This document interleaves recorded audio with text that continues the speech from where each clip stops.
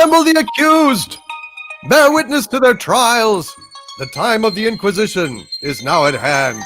Putting pop culture to the rack, the Inquisition calls to account the events of the week, rooting out heresy wherever it is found. I am Grand Inquisitor Doomcock, the future ruler of Earth, and joining me for tonight's torture is Nerdrotic Channel's Grand Inquisitor, Gary Beekler. Gary, how are things at your end of the country this year? And the heavyweight champ, Gary Beekler. Weighing in at 185, 51 years old, kind of with a sore back. Not going to be doing a lot of damage to somebody. Oh, I'm feeling oppressed in California. How are you? And I'm going to bite your ears off. I'm Tyson. I'm coming back. Oh, hey. Mike Tyson's a god. Mike Tyson, man. It'll be a fun thing to watch. Just adds a little credence to that whole Rocky Balboa, doesn't it? It does. You know, that he's coming back at that age and they're putting together, you know, it's just like, hey, as long as a fighter can put asses in seats, they have a career. That's right. That's right. He fought Roy George Jr. and the undercard got more publicity because there was a YouTuber knocking out a basketball player. If that isn't 2020, I don't know what 2020 is. Pretty weird stuff. I will not be bemoaning the departure of this worthless year. Nope. I'm not usually the kind of person who says bad year, good year, because years are good and bad. This one blue chunks. Oh yeah, this was awful, man. I'm like you. It's like, well, there's a lack of perspective if you're gonna go ahead and slag a whole year, but this year, no, this year was, oh Christ, it was bad. Lessons learned. Let's not repeat our mistakes from this year. We'll see though. I saw some. I mean, you know what? It's 2020, and this isn't political. There was some socialite feminist blogger on Twitter. Ichibaka retweeted it, and I just saw it right before the show. And she's like, "When do we start burning down the suburbs? Today or January 20th?" And I looked at her profile, and she's like a former Wall Street executive. And I'm like, "Wow, thank you for your honesty." I doubt she's part of the downtrodden. Suffering. She looked like a very rich white woman, one of the most privileged things in this country, and she's talking about burning down suburbs. All I got to say is, come on, give it a shot. I'll be here. Let's see who's here. God dang. We've got Bird of Prey 5, Kapla. We've got Frack-Off Feldegard. We got Paul 133. We got Fat Elvis, and we got Vlad Tepish. Hi, Vlad. Father Christopher Miller. I hope I didn't take the Lord's name in vain there. Did I, Doomcock? No, you did not. Yeah, and we got Captain Opinion, and Jared Jones, and Infected Goat 666. Oh my, and Roma Grey Wolf, and Problem Being. What's up? Problem Being here with their wrench. And well, there's not much else to talk about other than Disney dominated the news over the last 4 days, and people are still talking about it. And I just watched that entire presentation today, which was soul sucking as I thought it would be. And it's hard not to bring that up without bringing up the Warner Brothers stuff from the week before. And of course, we are going to discuss Star Trek Discovery and The Mandalorian, the latest 2 episodes, because that's what we still review television here. Yep. Did you catch I didn't catch the Batwoman trailer. Did you catch the Batwoman trailer? I didn't even know there was a Batwoman trailer. I'm surprised that thing is even around still. I mean, after the thrashing and drubbing that it has received, I cannot believe that they're still trying to make a go of Batwoman. Now, of course, it has trounced Star Trek Discovery in the ratings. I mean, there is that. Star Trek Discovery is on CBS primetime, but Batwoman has kicked its ass, which I think is absolutely hilarious. So yeah, why not go for it, right? Yeah, I mean, all I've seen is the still images, and all I can say is the newer Batwoman at least looks like a woman. So there's that. I'm sure it'll be just as bad. Oh God, it'll be worse. It'll be even worse if possible. I mean, the woker than woke. Right, and it got buried under all that Disney Star Wars. I mean, was it news? I mean, some of it was new. Yeah. Most of it was not. Most of it was rumored shows that we thought were coming out. And there is a lot of ways you can read the tea leaves here.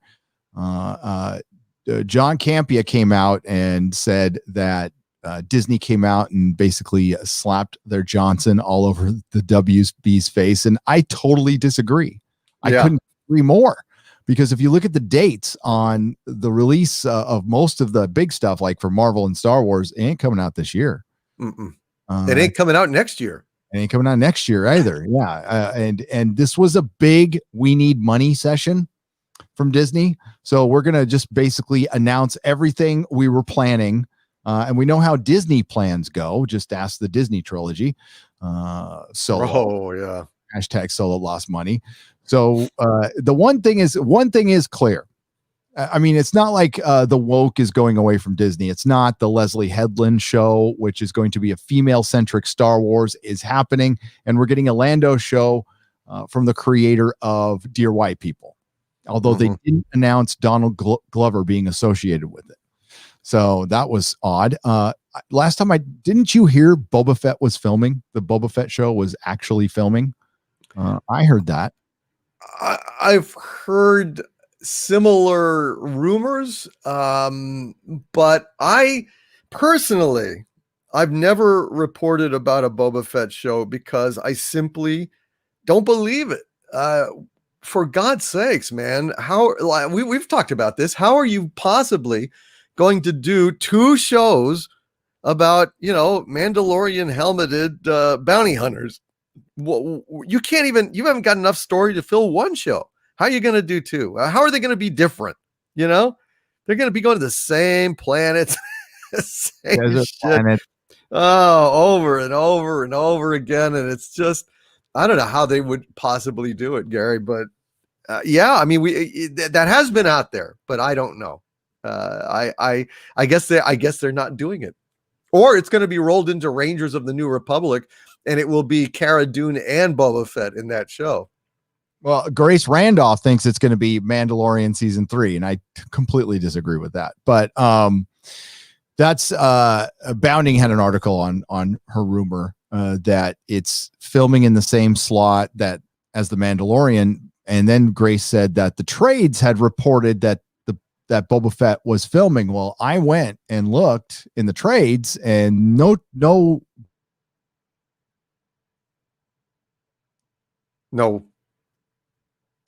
what? What's going on now? Oh, did I blink out for a minute? Wow. Yeah, you blinked out. Am I back now? Yeah, I hear you now. And you hear me okay? Hello? Am I freezing, or are you freezing? Hello? I don't actually have the chat pulled up, so I'm not sure. Can you hear me? Yeah, I hear you now. Were you still hearing me or no? No, I wasn't hearing you. It blanked out on me for some reason. That was weird. Why is it doing that? I don't know. YouTube has been weird for me today. I did a Arch Villains exclusive live stream earlier, and the chat was acting really weird, where I was people were having sentences, just random sentences, nothing controversial or anything, blocked in the chat, and they'd have to try and reload it. And then now this, I don't know. Something changed on the 1st. They did say there's new guidelines. And there's probably some algorithmic change. And I did my member stream today, which it was, I mean, I did it last minute, but people were saying they didn't see the notification for yours at all. So yeah. And I saw some people having trouble in the chat. So sorry, I blanked out there. So what were you saying? Sorry about that. Shit. I was talking about how, we were talking about Boba Fett, and I was saying about how, Boba Fett and Cara Dune and the other assassin chick were teamed up in this last episode. Who knows? Maybe Boba Fett will be sworn in as a Ranger of the New Republic and will be on that show with Gina Carano. I mean, that might make a certain amount of sense. Of course, there is no Rangers of the New Republic. I imagine nothing's been written on it at this point. It's just a title and a logo. And, who the fuck knows? I mean, 2024 is maybe when we'll see some of these shows. Something like that. The release date for Ahsoka and for the new Rangers of the New Republic is 2024. The release date for the two movies is 2023. The only thing coming out this year is a third season of The Mandalorian, although that was not listed. Star Wars Visions, which is the anime stuff, the anime shorts, which is the only show that could potentially move the story forward. Out of all the announcements, they're all prequels to the Disney trilogy. They all take place before the Disney trilogy. They are not moving the story forward.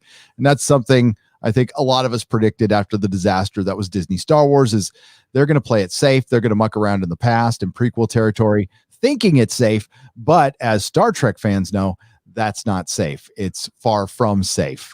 We got the Obi-Wan show with Hayden Christensen. Hayden Christensen coming back as Darth Vader, coming back playing Darth Vader. How's that going to happen? I mean, like, it's a disgrace. It's completely it's a disaster, dude. Because how do you have Darth Vader saying, "Obi-Wan Kenobi, we meet again at last. The circle is now complete. When I left you, I was but the learner. Now I am the master." And it's like, well, but I just saw you. And also we know that Obi-Wan went to Tatooine. So what? Vader goes to Tatooine and finds Tatooine and says, "Hey, yeah, Tatooine, right? Yeah. And where's my youngins? I mean, it's okay if he thinks they're dead, but wouldn't he kind of sense them if he got close enough to Tatooine that it'd be like, hey, what the fuck? You would think. And remember, I haven't been called Obi-Wan in a long, long time. Right. So if people are going to be calling him Obi-Wan, if Darth Vader's, and Kathleen Kennedy said rematch. That's what she said. Oh my God, that is so fucking stupid. That is so bad. A rematch, and we already know it's fixed that neither one of them is gonna die because Vader and him meet later. So what are you talking about? The rematch was in A New Hope. Hey, remember in Lord of the Rings when Isildur lost the ring? Well, somebody found it in the river, and there was a whole adventure, and then they put it back for Smeagol to find later. That's the kind of shit they're going to be doing. It's going to be so dumb. And I'm happy for Hayden Christensen. I mean, it's a nice sounding story, and that's exactly why they did it. It's a nice sounding story that's going to make a lot of prequel fans happy, and that's cool. And he gets his career revitalized, and that part's cool. It's just going to completely destroy canon. Unless we're going to start going into alternate universes and this whole, Ryan said this, so I want to give him credit, but and I totally agree because it goes along with, I think they're going to remake the original trilogy, which is what I've said and many other for a long time. And I think they're going to reset the whole goddamn thing at some point. They're going to have to, but for now, for the next 5 years, they could do this Mandalorian thing and probably be fine.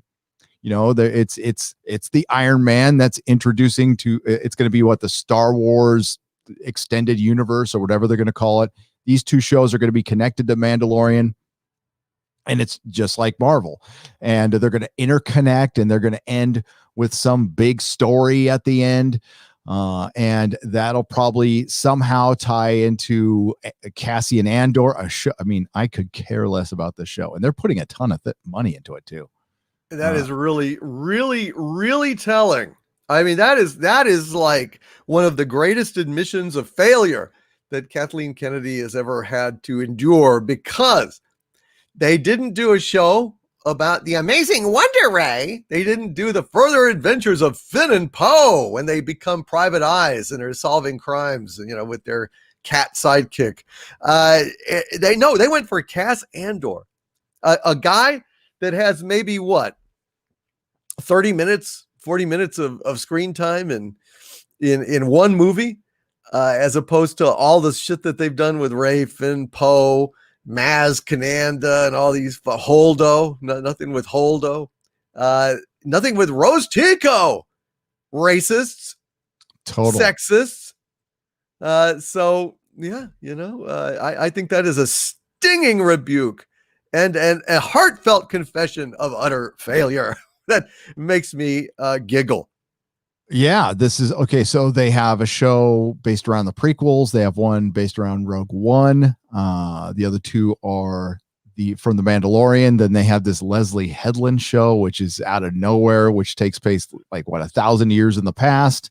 Right. Which can be female centric. They got a Lando show, which is from Solo of all things, but nothing from the Disney trilogy. The only thing that alluded to it was a picture at the end.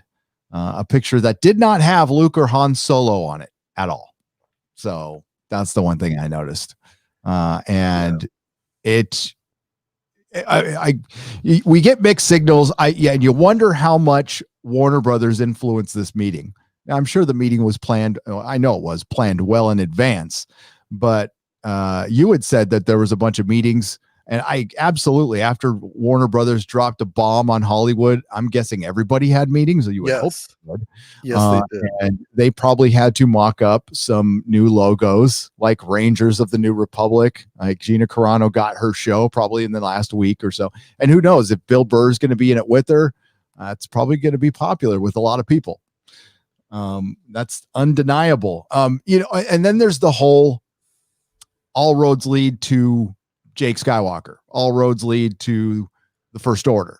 And I'm going by what Jon Favreau said in September of 2019 when he said they will explore the makings of the First Order in The Mandalorian. That's where this thing is going to be going, unless that has changed. That was a long time ago. And again, we know about Disney plans. They don't.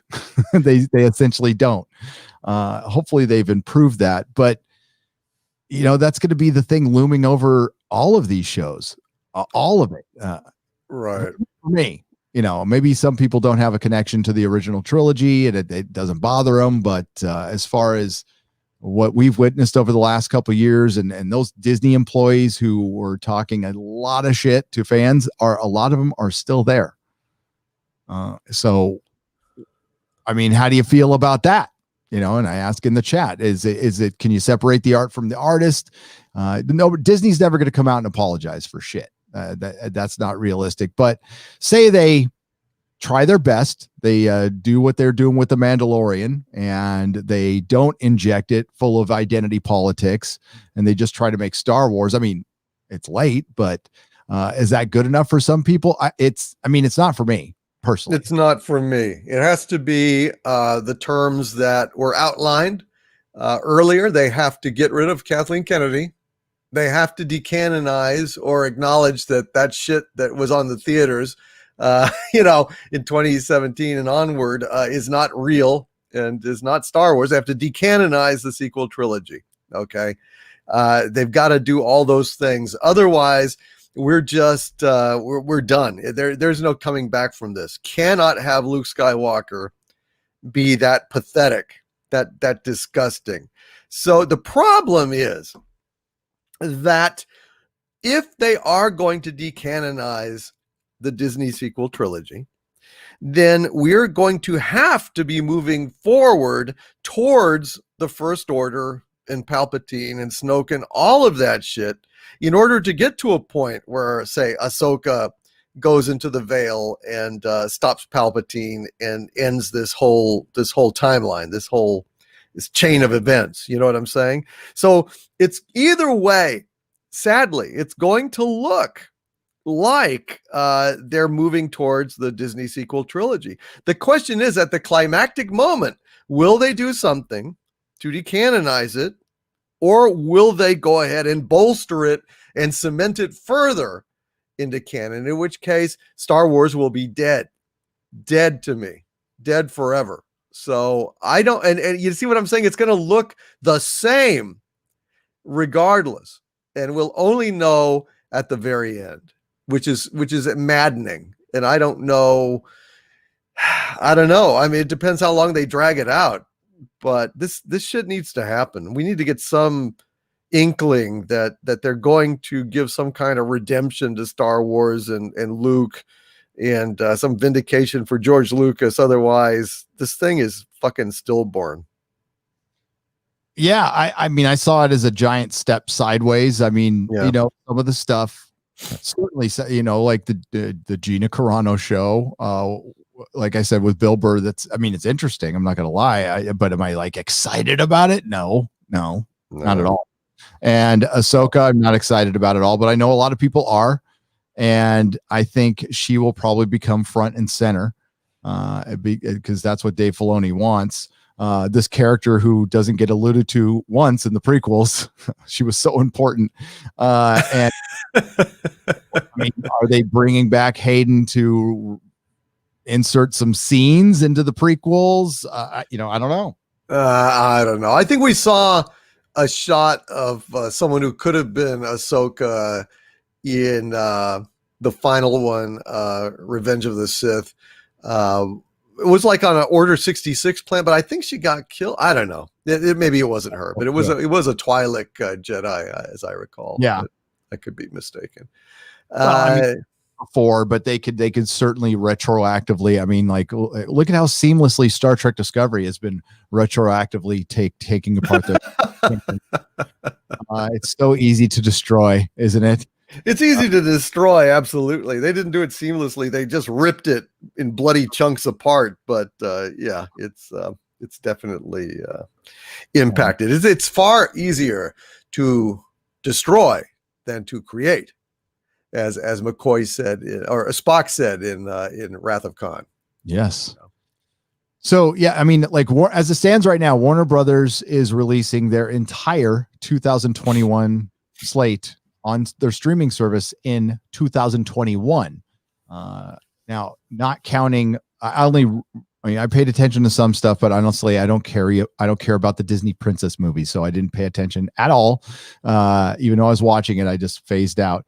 As far as the Marvel stuff is concerned, we got Loki, we've got Falcon and Winter Soldier, and WandaVision coming out this year. That's pretty good for the MCU. Disney still thinks they're releasing movies in a theater in May, which is hilarious. Look for that to change. That is absolutely going to change.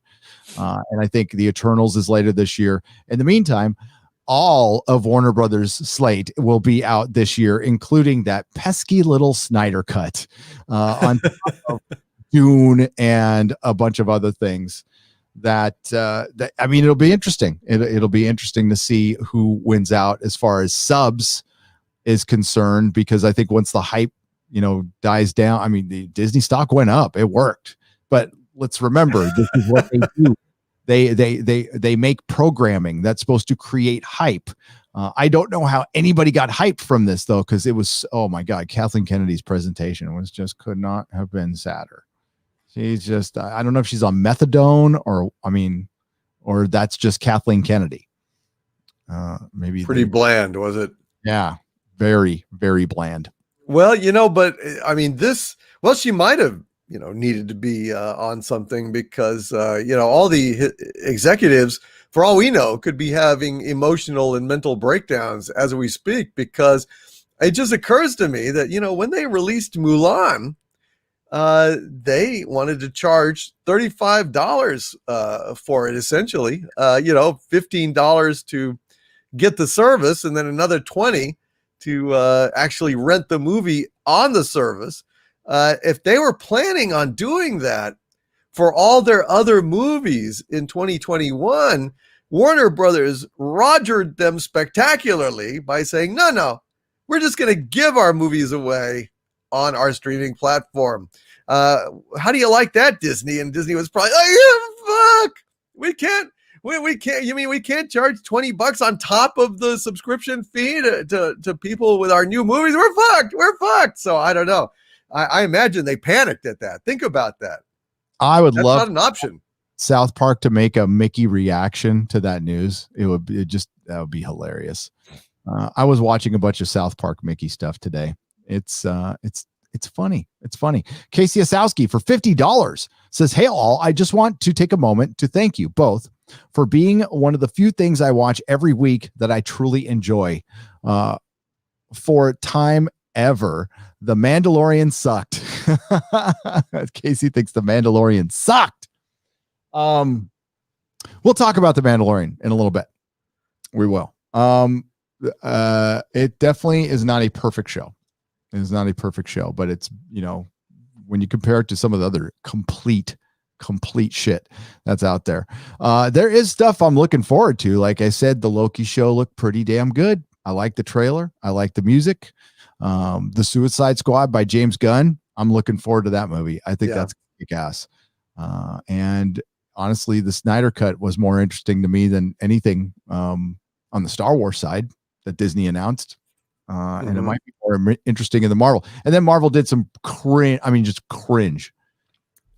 to the 1000th degree with Miss Marvel. Oh, just saying. Oh, yeah. I can't remember. I think it was 3 times in a row. They're like, this is this really popular comic. Really? Is it? What's popular to you? Because it's been canceled multiple times, and it's 50,000 in sales, or what? Well, don't say canceled multiple times. Talk about renewed a couple of times. Pause. Because yeah. It wasn't canceled. It was paused, circulated. It was a paused circulation, repeatedly paused. So the movies they announce are Rogue Squadron by Patty Jenkins. I think she's really smart to lock that down before Wonder Woman 84 comes out, because I think that movie's going to be a disaster. And Taika Waititi, Mr. I Will Destroy Your Mythos in a Minute Baby, is writing a movie that they gave a logo to, but that was about it. And yeah. It kind of looked heavy metal-ish or something. It was strange. I'm trying to think of anything else that was exciting out of that. Not really. Nothing like made me excited. Even the Obi-Wan Kenobi thing. Now I think that's totally fucked, because it makes no sense for Vader to be in that story at that time. So what? He's just hanging around on Tatooine with Obi-Wan? What's he doing? Like getting bags of bantha poop and setting them on fire on Obi-Wan's porch, and Obi-Wan comes out and stomps out the fire and gets bantha poop on his foot. I mean, what are they going to play Franks? Is it going to be like Spy versus Spy, Star Wars style? I don't know. It just seems it just wouldn't even Vader be questioning, why is Obi-Wan hiding here? Wouldn't he? Sister. On his home planet. Yeah. I mean, there's a good story in there somewhere. I don't know if I doubt Disney Star Wars can tell it, but I'm sure there is. And I guess we'll find out when it goes into production early next year, if it goes into production. And all of this stuff is a big if. We'll see. Come 2024, we'll see how much actually happened and what was repurposed. My guess is Obi-Wan probably turns into, or they'll make a straight up Darth Vader show, because that seems like a no-brainer to me. I don't know why they didn't just do that and have Darth Vader hunting down Jedi. I think people would probably love that. Well, that's what my sources told me like a month or two ago, is that they're going to be adapting Vader, one of the comic book series, and that Hayden Christensen was going to star in it. But I thought it was too thin, and it turned out, well, now they've got him in Obi-Wan instead. Okay. Yeah. Well, that sucks. That's a terrible decision. I think it's a horrible decision, because honestly, if they want to get back into movies, if there's any theaters left, that's the only one they really have left that would draw people. That would be probably a potential $1 billion film if they could get that, would be a Darth Vader.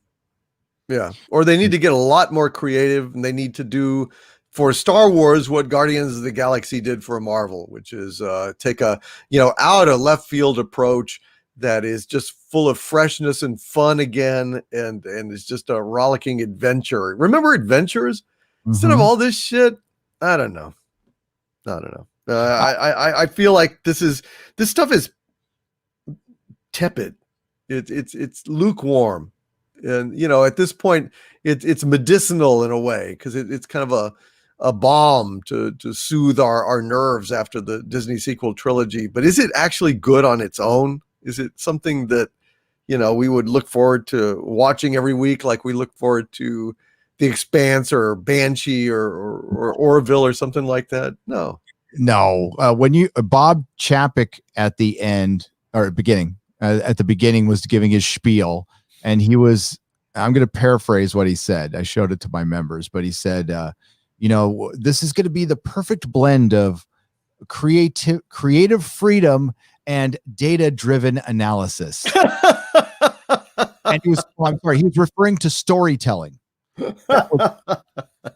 Creative freedom and data-driven analysis. That's how they are. And I mean, like, nothing explains a Mandalorian story better than that. My guess is they have probably fuller scripts. Like Jon Favreau has written, 30 to 40 to 50 page scripts that, and every page of script is a minute.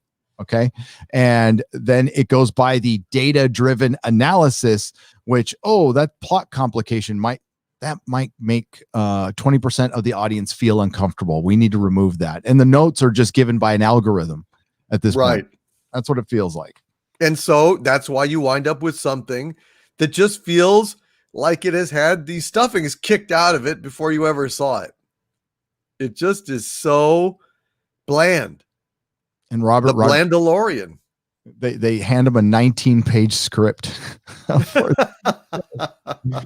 Still smoking from being in the computer. Yep. Hal made these edits on the script, and here you go. It's much better this way, Dave. Yeah. What are you doing, Robert? Yeah. So, I mean, I think it was a big step sideways. I got a video coming out tomorrow. I'm going to talk about all the Star Wars news that came out over the weekend. When I blanked out. So Grace Randolph is running with a rumor that Boba Fett, because it's filming now. Again, I went and checked so Grace Randolph was referring to the trades, meaning Deadline, Variety, Hollywood Reporter, were stating that Boba Fett was filming. Now, the ones I looked at, I didn't look at every article, but I tried. It said that it was going to start filming, but they didn't say it started filming. So I don't know if that's exactly true, but her thesis is that the Boba Fett is taking Mandalorian should be filming right now, but instead it's Boba Fett. So Boba Fett is going to be Mandalorian season 3. And Pedro's out, like he's gone.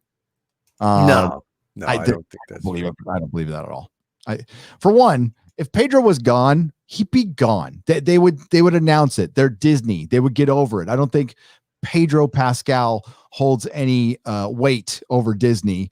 I think they would go, hey, we recasted him with a voice actor that sounds kind of like him, and you will barely notice the difference. And that might be the case.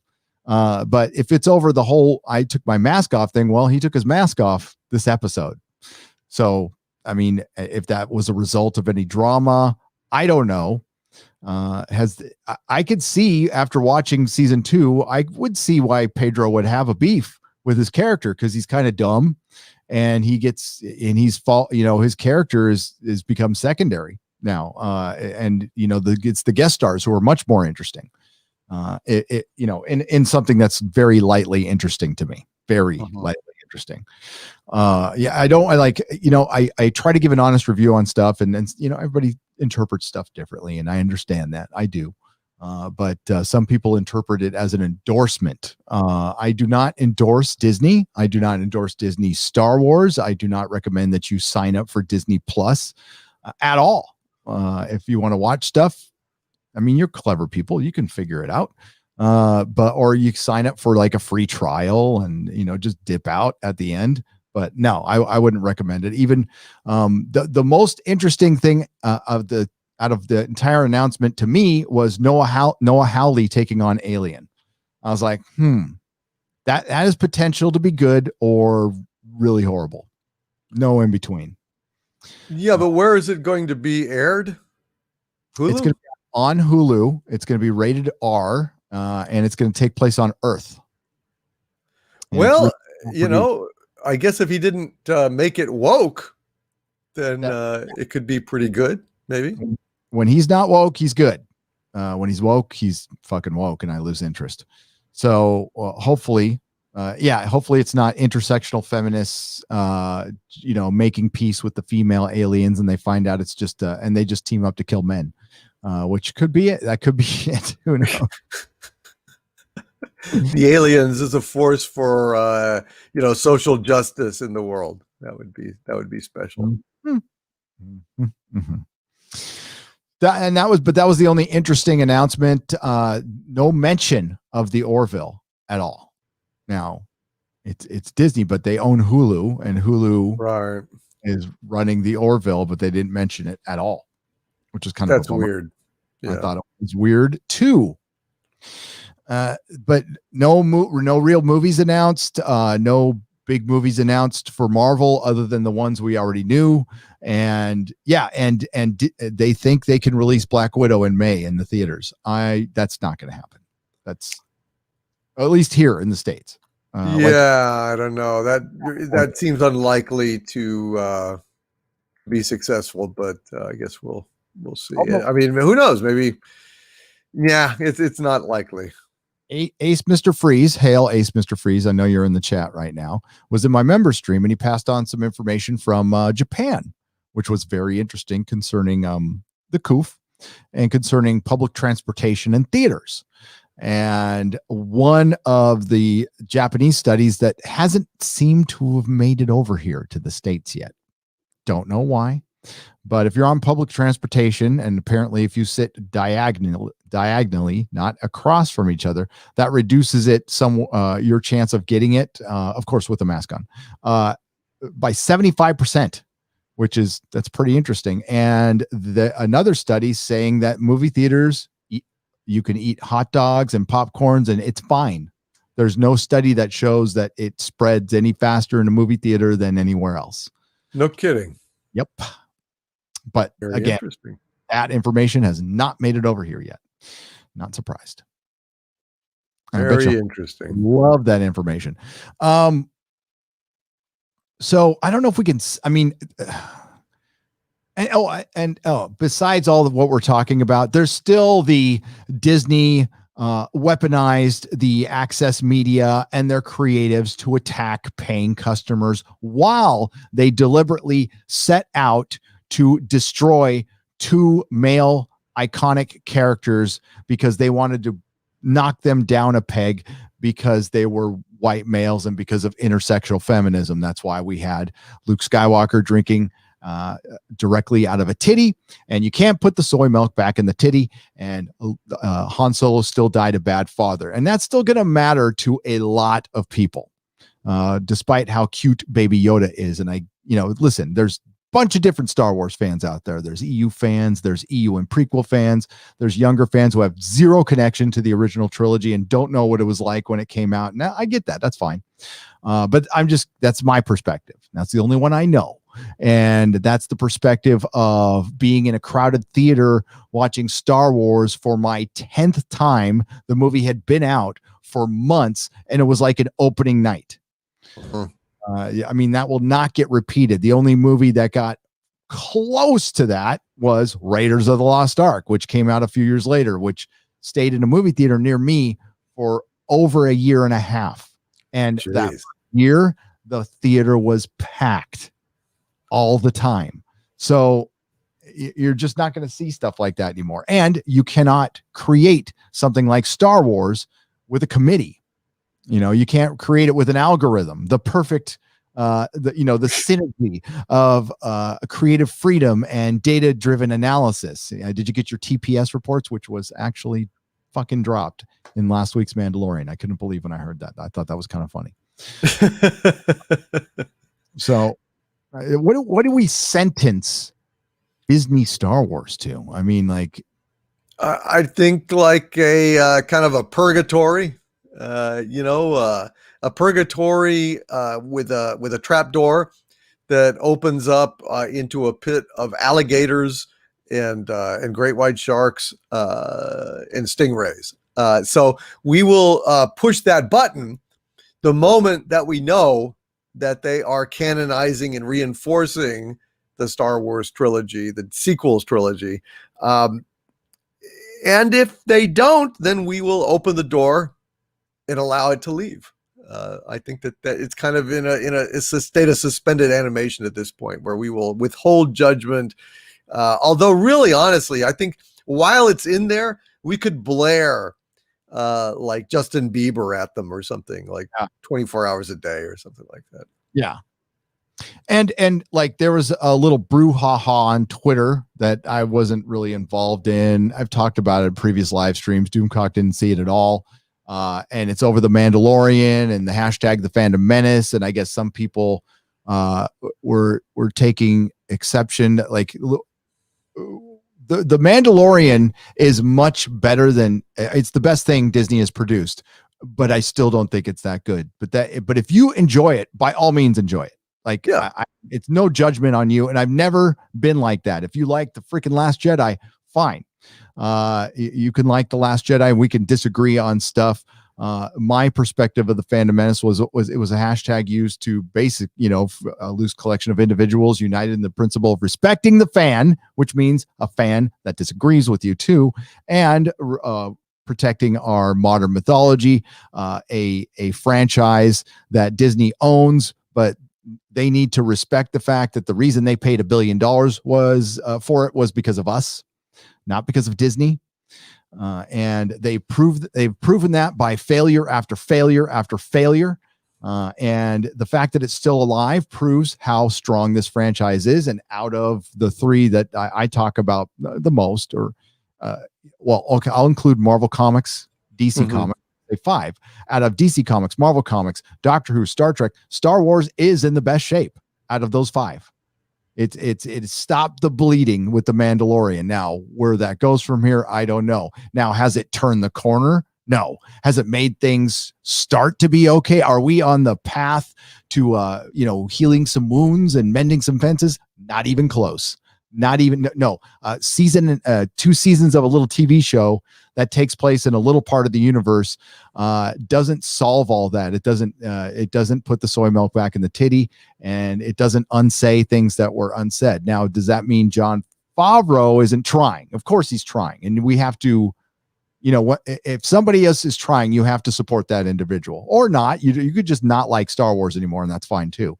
But I'm going to credit, Jon Favreau for not going out there and being a dick to fans, although that's the human thing to do and the thing he should be doing. And, he did come out and say, you need to respect the fans. So he's been saying some stuff that's really good. And I want to acknowledge it but I can acknowledge Jon Favreau and not endorse Disney all at the same time. It's pretty easy. Absolutely. I think there's nothing wrong with that. It does not mean that we are some kind of monolithic, an intolerant wall between Hollywood and the fans. We are fans. We are fans. We are just fans that are articulating what a lot of people are feeling, and we're not afraid to put it out there where other people might be a little bit intimidated on Twitter and shit like that. We just don't give a shit. We don't give a shit. And we're going to speak our minds. We're going to keep speaking our minds. And that's really essentially the difference. Yep. Also, I have an underground base with a eldritch god in a containment field. But, let's not quibble. Essentially, we're all the same. And lots of robots. and lots of robots. Yes, sir. Yes, sir. The Kelvington for $10 says, my question is, how many of these Disney and or Marvel shows will actually get made? Making title cards is easy. Making shows is not. Ask Ian McGregor. You're absolutely right. And if you go back to the history of Marvel, there's a few title cards they made for their phases that never happened. The Inhumans comes to mind. Captain America Winter Soldier had a different title at the time. Civil War had a different title at the time. There's a lot of stuff that hasn't happened. And you got the rights back to Daredevil and you didn't bring it up. You couldn't make a title card for that. That's like the one thing I care about, like truly care about, is Daredevil, the show Daredevil. And why they aren't on the fast track to getting that thing, get Charlie Cox back, get everybody back. Don't bring back the creators for the season 3. Get Drew Goddard and Stephen. I think it was I can't remember if it was Stephen DeKnight or Stephen Knight. One of the Stevens. Bring that guy back too, and have them work on Daredevil season 4, because with Bullseye, that would be the shit. Oh my god, it would be great. They really have no clue. They They don't. have no clue about what fans really want. It's bizarre. Jesus, you'd think at least they'd have marketing departments, data-driven marketing departments that could soullessly tell them. It turns out there are a lot of fans that enjoy the original trilogy. You should not alienate them. I mean, shit like that. It's pretty simple. They have to acknowledge it, because those 50 somethings that Kathleen Kennedy wanted to ignore, and all those better stories Star Wars had in the future. Yeah, life comes at you fast. And I remind her of all that. Remember when Disney wanted to pause Star Wars? Do you remember when that was? Yeah. A year ago. That was just they wanted to pause Star Wars, and Iger came out and said, we're going to do less is more. They announced 10 fucking shows. Yeah, well, that's big. That was back when they had their theme parks. They had their theme parks running, and the coof hadn't hit, and they had cruise ships going all over the place, and it was just a Jim Dandy time for the rat. But unfortunately, those times have dried up, and now they are scrambling to find some way to stop the hemorrhaging, and the only way that they've got at this point is their streaming services. And so, Warner Brothers fired this great big cannonade shot right off across their bow, and they were, oh shit, we've got to, that's what the emergency meetings were. We got to mock up this. See, we got to mock up this. What other show? Oh, Willow, sure, why not? What is that? I don't care what it is. Let's just have it. We don't have to talk about it. Willow, green light, Indiana Jones. Oh, geez, that's gonna be why, Harrison. The only way that would, if they de-aged him throughout the entire movie, just used a body double his voice, and de-aged him. I do not want to see he's almost 80, dude. He's almost 80. We saw Picard, how exciting that was. His sword. Oh boy, it was. Oh, that sword fight. It was like Errol Flynn came back post-mortem. Yep, exactly. Post-mortem Errol Flynn was in that duel. He was the choreographer, just in case it was like Weekend at Errol Flynn's, and they had strings around him, and he was teaching Picard. He's like, I don't know if I can do that. I'll try.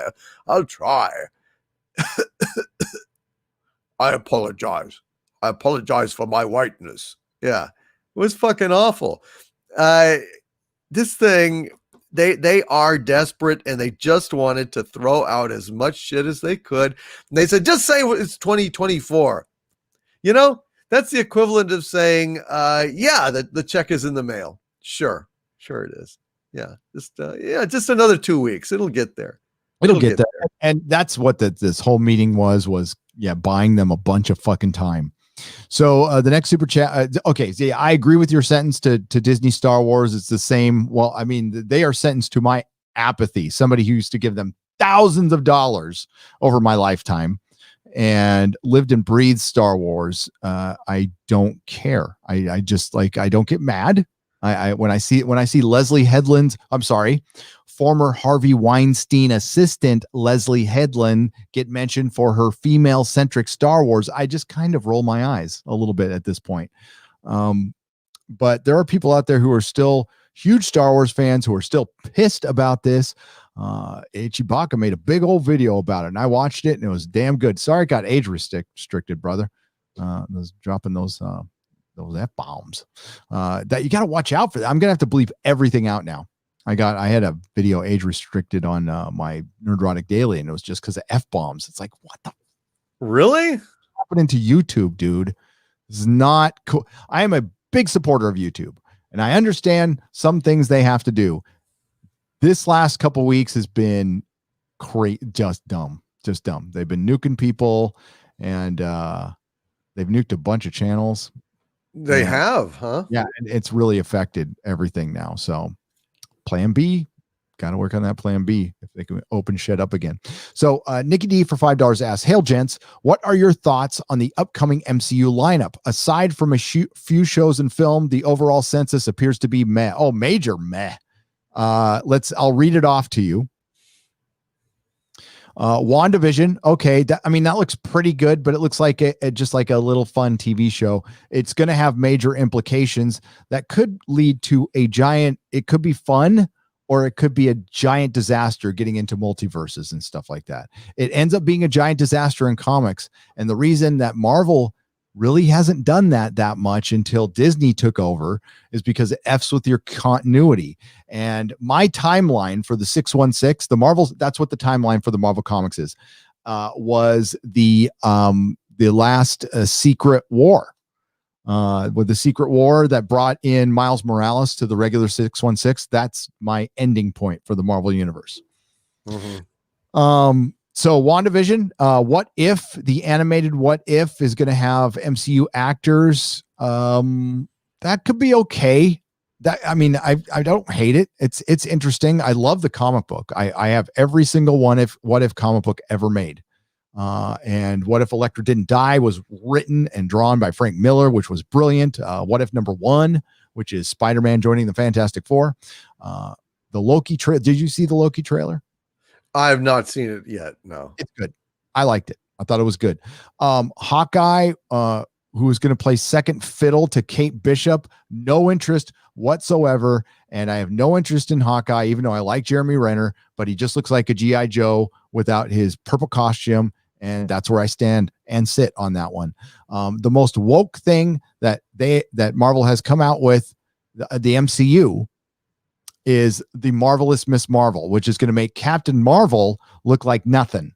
It looks like woke to the 1000th degree, and this is forced. This is absolutely forced identity politics. This is not a popular character. They made her a centerpiece in that giant bomb of an Avengers game that poor young Ripa has been trying to get through, but the game is a massive failure. And there's a lot of reasons for it, but one of them is Miss Marvel, who has not sold. Maybe her first graphic novel initially sold decently. Every comic after that has been an outright flop and has been canceled. And that has contributed to the comic industry dying. And Miss Marvel is damn near the poster person for it. If it wasn't no shit. Yep.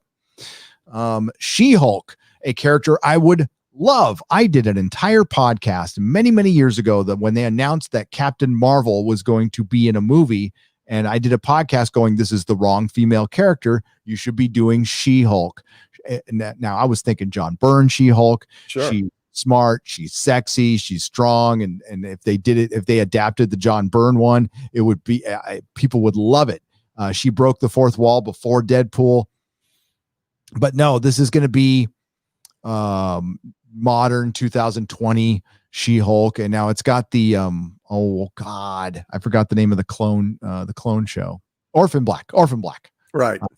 Now Tatiana Maslany, she's a talented actress, and she's also tiny. And She-Hulk, and I guess they're gonna mocap her or something. She's 6'7". She's six fucking tall. Well, not anymore. Not anymore. They could just, they discard things in the comics all the time. Yep. She could be small but powerful. You know what I mean? They probably won't even bother. They probably won't even bother to mocap her. Tim Roth is coming back as the Abomination. And Mark Ruffalo is going to be in it as Hulk. So he'll be second banana to the She-Hulk. Written by Dana Schwartz. So no fucking thank you. Skipping. Secret Invasion's going to have Samuel L. Jackson and Ben Mendelsohn's Skrull. I think it's going to be animated. It looks like to me it's going to be animated. And they're going to be adapting the comic book. What a waste. They ruined Nick Fury. Oh, right? God, yeah. They already ruined Nick Fury. Nick Fury's done. Nick Fury is old hat. At the minute they had him be the second banana to fucking Captain Marvel in that goddamn movie, and making him this fawning kind of hapless. Basically, they turned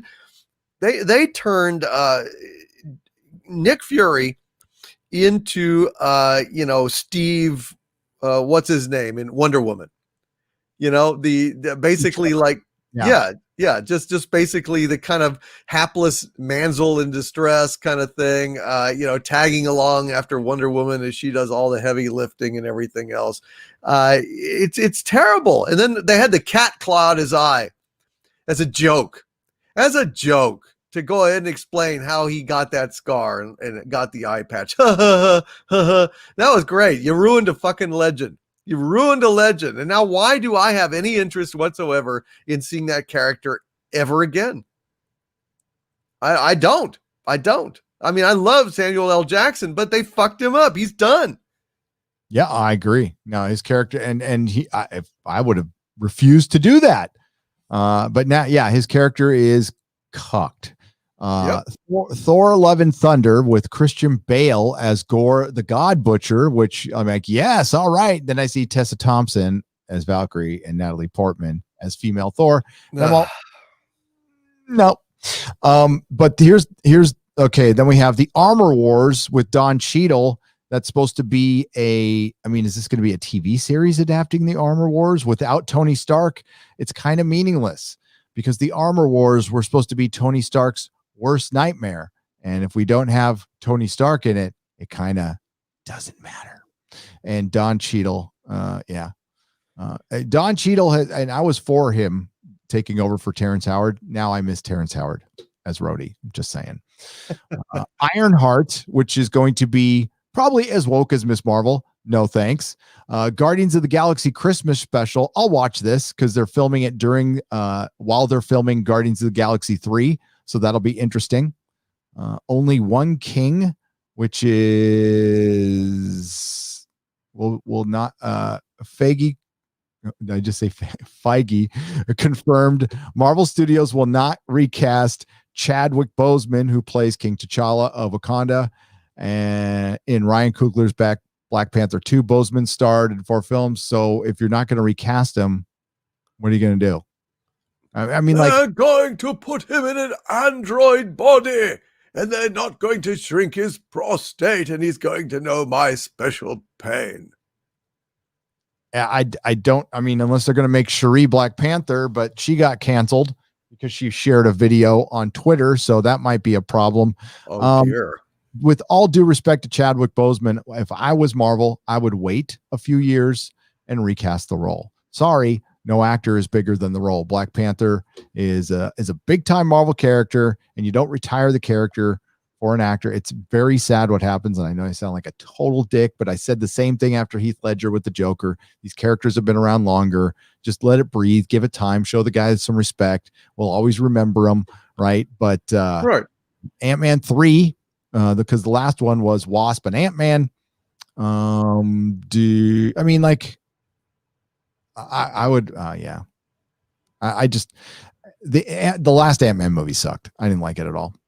So I'm not excited about any of this except for Guardians of the Galaxy 3, which I like. And the one I'm the most worried about is the Fantastic Four was announced. They threw up a title card. Right. And it's being directed by the guy who directed Spider-Man Homecoming. And I'm like, are you kidding me?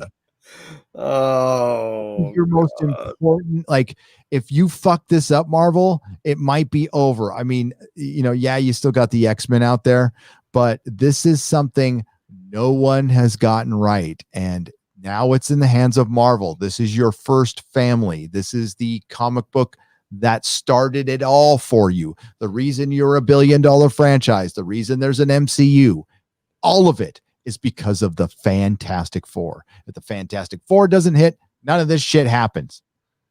Yep. And it is a pure, I don't want it adapted personally. I think it's only made for comic books. I think Fantastic Four can only work in a comic book. Because it's kind of a ridiculous concept. Unstable molecules, you got a little stretcho guy. But the problem is it's made now. And you're running across the same problem you're going to have with Lord of the Rings. You're making something now that maybe if you waited another 20 years while we evolve a little bit more and get out of this identity politics thing and realize that you can tell a story, a specific story, and it doesn't need to represent everybody on the planet. Because people need to get over themselves, really, seriously, because it's about individuals, really. And most certainly Hollywood needs to do a better job not being Hollywood, but that's really not our problem. And Hollywood likes to make up for it by ruining franchises. And anybody who's a Fantastic Four fan would probably agree with me.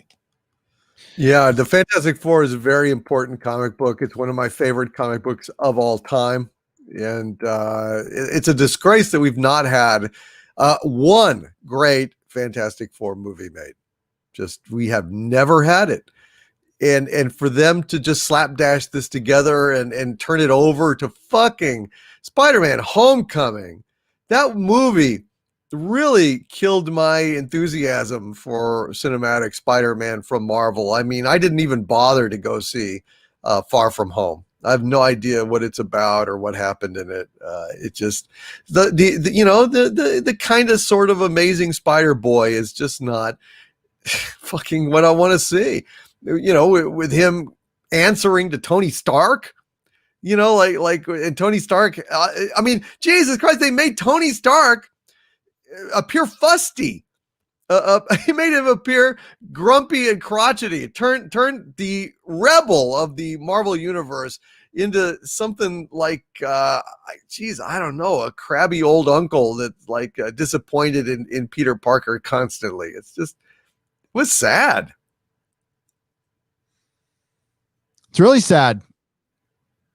And Marvel did it. And Sony did a better job with Spider-Man than Marvel consistently. The Amazing Spider-Man wasn't that great, but Venom.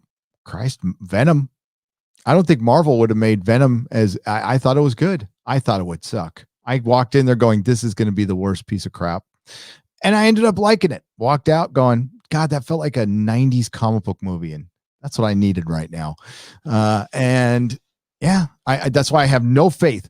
You will be missing the Fox X-Men by the time it's done. And they were far from perfect. Far from perfect. We'll see.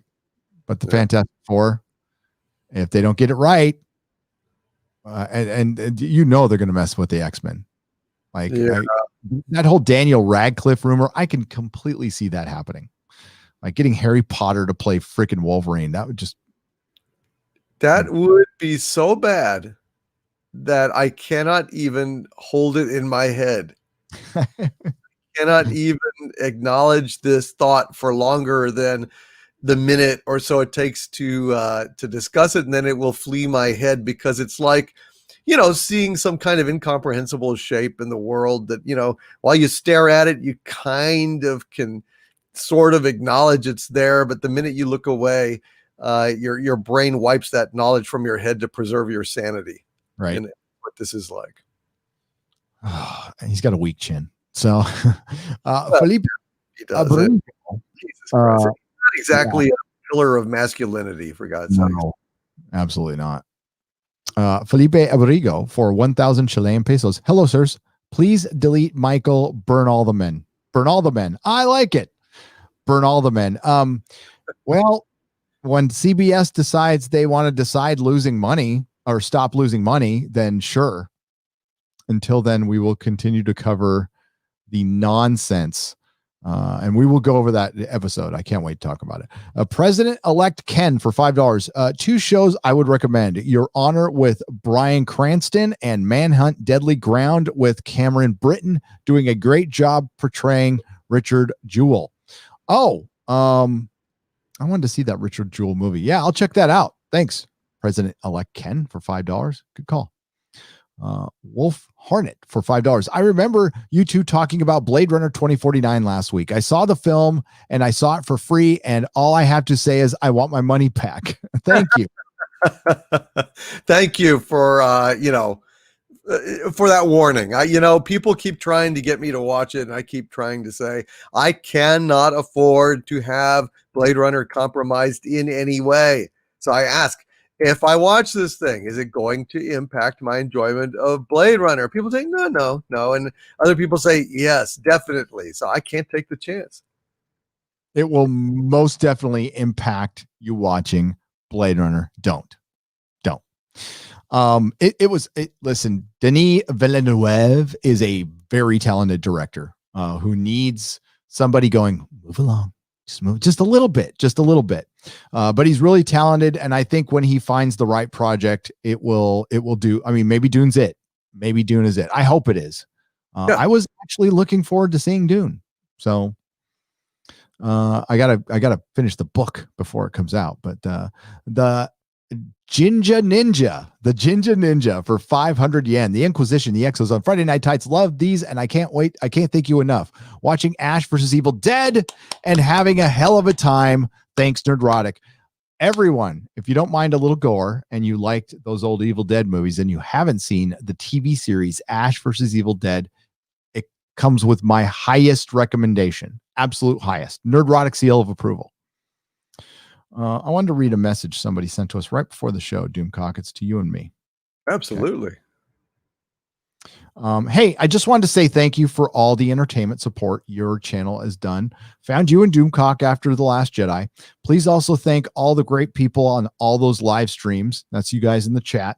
2020 would have been far worse without Exozone, Friday Night Tights, Friday Night Frolics. Doomcock also saved me from watching Dystopian Trek. I owe him greatly for that. Thanks again. Thank you. Thank you very, very much. Appreciate that. Jeremy. That's from Jeremy, by the way. Jeremy, thank you. Yeah. So you guys are welcome. I've been getting a lot of messages lately. I've just thanks for the entertainment in 2020. And all I can say is thank you. Thank you. You guys have helped us as much as I hope we've helped you a little bit, made you laugh a couple of times. Red Monarch for $2. Hail the Inquisition and the chat. Hail chat. I'm pointing that way because that's where the chat is to me. Absolutely. So how's it going? Right on, Red Monarch. Thank you. Bird of Prey 5. Love you, man. We love Bird of Prey 5. Kapla. Hey, I've been seeing that you've been getting pretty good views on your Star Trek reviews. Congratulations, man. When they equal your sub count and surpass your sub count, that is freaking great. So well done. He cracked me up yesterday because we were trying to find the Romulan term for masturbation, and he came up with it. Palm far. And well done. Yes. And for $2, he says season 1, Captain Killy, palm far. Season 3, not so much. Yeah. At all, man. This season, yeah, I don't know, man. She's past that date of freshness, and now Tilly is no longer of interest to Doomcock. Yeah, if they said she was pregnant during this. Yeah, I worry about the kid. Simple Sandman for $5. Are you going to live stream on Gab TV to avoid YouTube censorship? I might have to. Simple Sandman.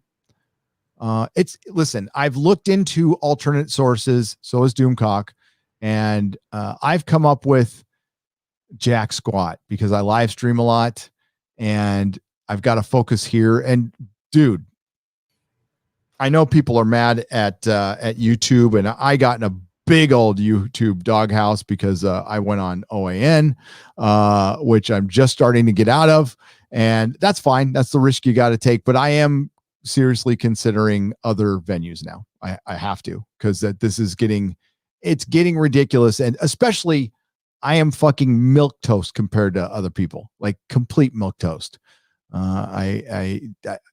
So if it's not going to be okay to call out woke shit and entertainment, that's getting bad. Yeah. Alpha Omega Records for £10. Inquisitors. I am a poor gay man. I am so oppressed as an alphabet creature. Can you please put me on the rack and get it over with? I can't take 2020 anymore. Well, we're a refuge, though. Just hang out here more, and you'll stop feeling those shackles of oppression and torment. Seriously, you're always welcome here, man. Alpha Omega, we love you. Maybe you can. Maybe somebody can prop you up and wait, you mean they actually don't care about you in Hollywood? They just want to prop you up and use you and pander. And Alpha Omega always calls that out, by the way. So yeah, that's pretty much it. Yep. Critical Ramblings for $10. Hail, gents! I'm working on a multi-part review of the horrible Knives Out from everyone's favorite moon-faced simpleton, Rian Johnson. Part 1 is up, and if anyone is interested in checking it out, Critical Ramblings, $10. You can search it in YouTube after the show. Go check it out. I'll check it out. Rian Johnson. I didn't even bring him up. I forgot Rian Johnson, just like Kathleen Kennedy and Bob Iger forgot Rian Johnson in his trilogy during this Disney announcement. I know, and they are forecasting out to 2024, 2025. Where's Ruin? Where's Ruin Johnson? Where's his trilogy? Is it not happening? What happened? I don't think so. Did it already happen? Did we just miss it? I mean, surely, because they said, oh, it's guaranteed. It's guaranteed. But where in the world is Carmen Rian Johnson? I don't know. I'm guessing it's not going to happen. Big fucking surprise. Just like all the other stuff didn't happen. Dan and Dave's trilogy didn't happen. Boba Fett was just a repurposed movie, if that's even filming right now. And Obi-Wan is a repurposed movie, and it's only going to be a maxi series. So it's going to, what did they say? 4-6 episodes. That's it. Yeah. So it's basically a movie where they're just going to use all the script and not cut anything out. And the Cassian Andor series, one and done.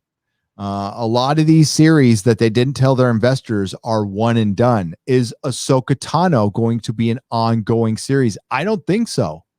I mean, like Rosario Dawson's like, she's not A-list or anything, but she gets work. Is she going to commit to a multi-season series? Now, like Bill Burr, Gina Carano, again, I'll review that. I'll review everything because I review pop culture. Yeah, I understood Ahsoka was going to be limited. That's what that's what I thought too. Yeah. Nicholas Horton for £5. Only a few days till The Expanse season 5 premiere. Finally, something good returns. Yes. In 3 days. 3 days. It is coming. It is going to help make our weeks go by much more nicely after STD. It's going to give us something else to live for. We've been holding out for a long time. Mandalorian doesn't quite balance it, but this might even tip it over the edge to something good. And we get 3 episodes opening, so they're going to drop the first 3 episodes, and then the rest of it's weekly. So I think that's a good compromise. I like that. I can live with that. Get people hooked and enthused, and then parcel them out. Not bad. I might have gone 2, but I don't know what the context is or the story is. So I'm going to withhold judgment. Amazon, you still have time. Have it released at the same time in the United States. Go 6 p.m. Pacific time, just like Game of Thrones, 6 p.m. Pacific time, 9 p.m. Eastern. Yes. If you want to release it stagger it internationally, that's fine. But for the United States, for Canada, and I guess for Mexico too, I would say 6 p.m. Pacific time, 9 p.m. Eastern. Hail Inquisition. Thanks, guys. Is that wrong? No, it's not. Oh, there's nothing wrong with thanking us. That's fine. I'll take that. Tax Shark for $5. Speaking of tax sharks, that's what I was working on, was freaking taxes today. Jaeger Bomb 2, because Jaeger Bomb 1 got Jaeger bombed. Thank you for the $5. At least Ruin Johnson isn't getting a trilogy. 40K is a miracle in this SJW communist infected landscape due to gatekeeping. Gatekeep relentlessly. Oh, would you like me? I'm going to read it was supposed to go into a Lord of the Rings video. It might get repurposed some other time, but I'm going to read you a tweet from somebody. Good. Yeah, let's hear it. Infuriate you. It's going to absolutely infuriate you. I got to find my notes. This was sent to me by Lady Gravemaster. She found this tweet, so blame her. Let's go. It's got to get to my Lord of the Rings notes. I was going to do a big old video on the casting and everything, and it was one of those videos where like, I can't get an ending on this one. I don't know where I'm going with this. I need to stop doing that and just fucking release the shit. But I gotta say, you know what? My head's not been in the best space for the last month. It's just not for the family stuff, all the family stuff. Yeah. There's the anti-diversity tweet. Is it the anti-diversity tweet? Nope, that's not it. It is most castings.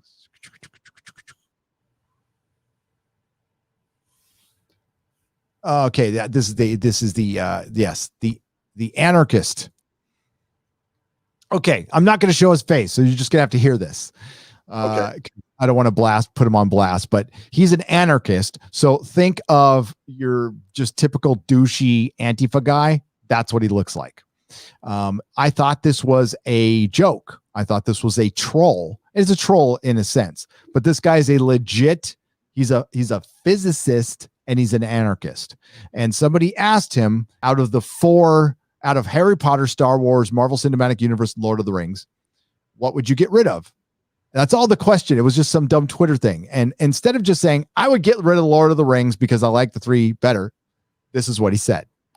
I'm going to, in a surprise move, I'm going to go with Lord of the Rings.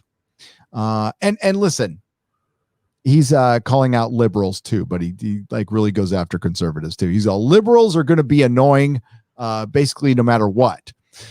There will always be a rowling. But Lord of the Rings gives conservatives an ongoing excuse to be in geek circles and also help turbocharge 2 decades of reactionary fantasy tropes.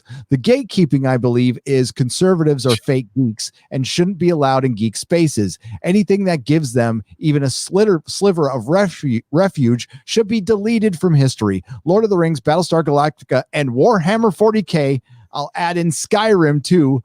I would be unrepented with my time travel eraser. I would make the paranoid ravings of a Gamergate seem naive. I would delete all of their beloved franchises from history and stride over the ashes, proud of my cultural carnage. I would leave conservative geeks huddled in a corner, replaying their last metal albums and drawing swords. And then I would pluck the bad drawings of dudes in armor with giant or overly ornate swords from their hands and delete the concept of swords from history just so they'd have nothing to play with but mud. No mercy for conservative geeks.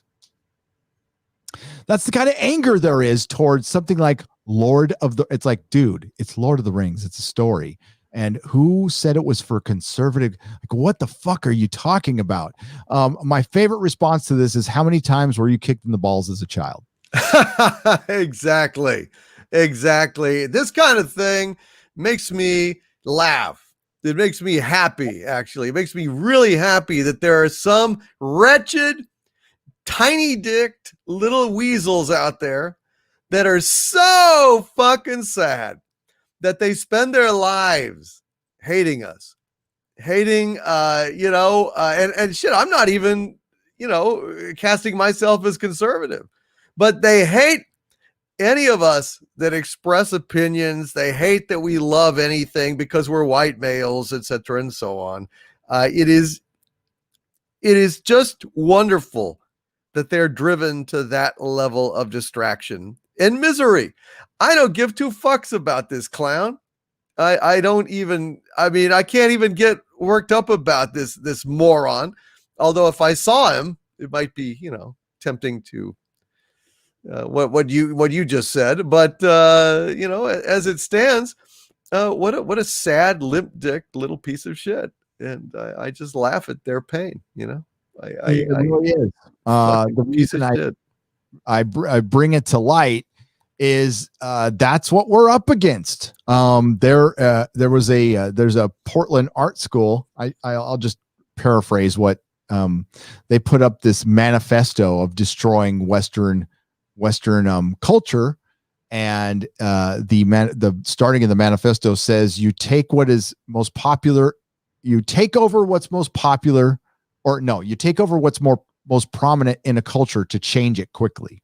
And then it goes down to like burning the patriarchy, burning all storytelling, like, death to everything that we love, like comic books and Star Wars and everything. That's what we're up against. These people are actually infiltrating Marvel Comics, and they actually believe this shit. And somehow they got it worked out in their head that they can do this and create a superhero at the same time, or work for Marvel. So they want to collect the paycheck and destroy the thing they're in, or change it to what they want it to be when they don't even know what they want it to be. Like Right. that. The great example is Doctor Who. Best example of that. They changed Doctor Who into something they wanted it to be, but they weren't quite sure what that is. So they were going to figure it out on the fly. And then they figured out about a half a season in, oh, we can't do this. The Doctor doesn't actually work as a woman. That's why people haven't done it for so many years. It's been thought about a lot, but before uber political correctness, they thought about it and said, probably wouldn't work. It'd be a nice little gimmick. It might get a few eyes on it in the beginning, and then it would die, and then we'd be left with nothing. Well, they looked past that because the data doesn't matter, and which we've had, and 50 years prior of establishment doesn't matter. We're going to force this thing in, and that's where we're at now. Now we're having entertainment forced on us. They're trying to tell us things are popular that aren't. They're basically telling us black is white and 2 + 2 is 5 with Star Trek Discovery and Doctor Who. When everybody knows, like, sure, there's people who like it, but most of them are realists going, yeah, this isn't really popular right now. Like, this isn't the best stuff. These morons are fighting a battle that absolutely they are destined to lose. Mm-hmm. And the reason is, look, it's not like we are single-handedly, holding the gates against these SJW entertainments, and I put that in quote, that they're vomiting onto our, TV screens and silver screens. The simple fact of the matter is, human beings remain human. Human beings have the need to laugh, to love, to have passion.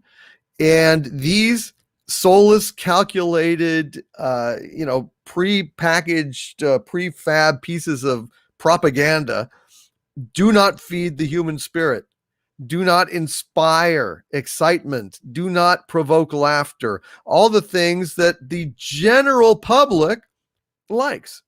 So, you've got this little sub-war going on over Twitter, and it's all very exciting for these nothings that, never change out of their PJs all day. Hell, I've seen some of these little losers like running around in their PJs in public, because it's comforting, I guess. It's their little security blanket, like Linus or some shit.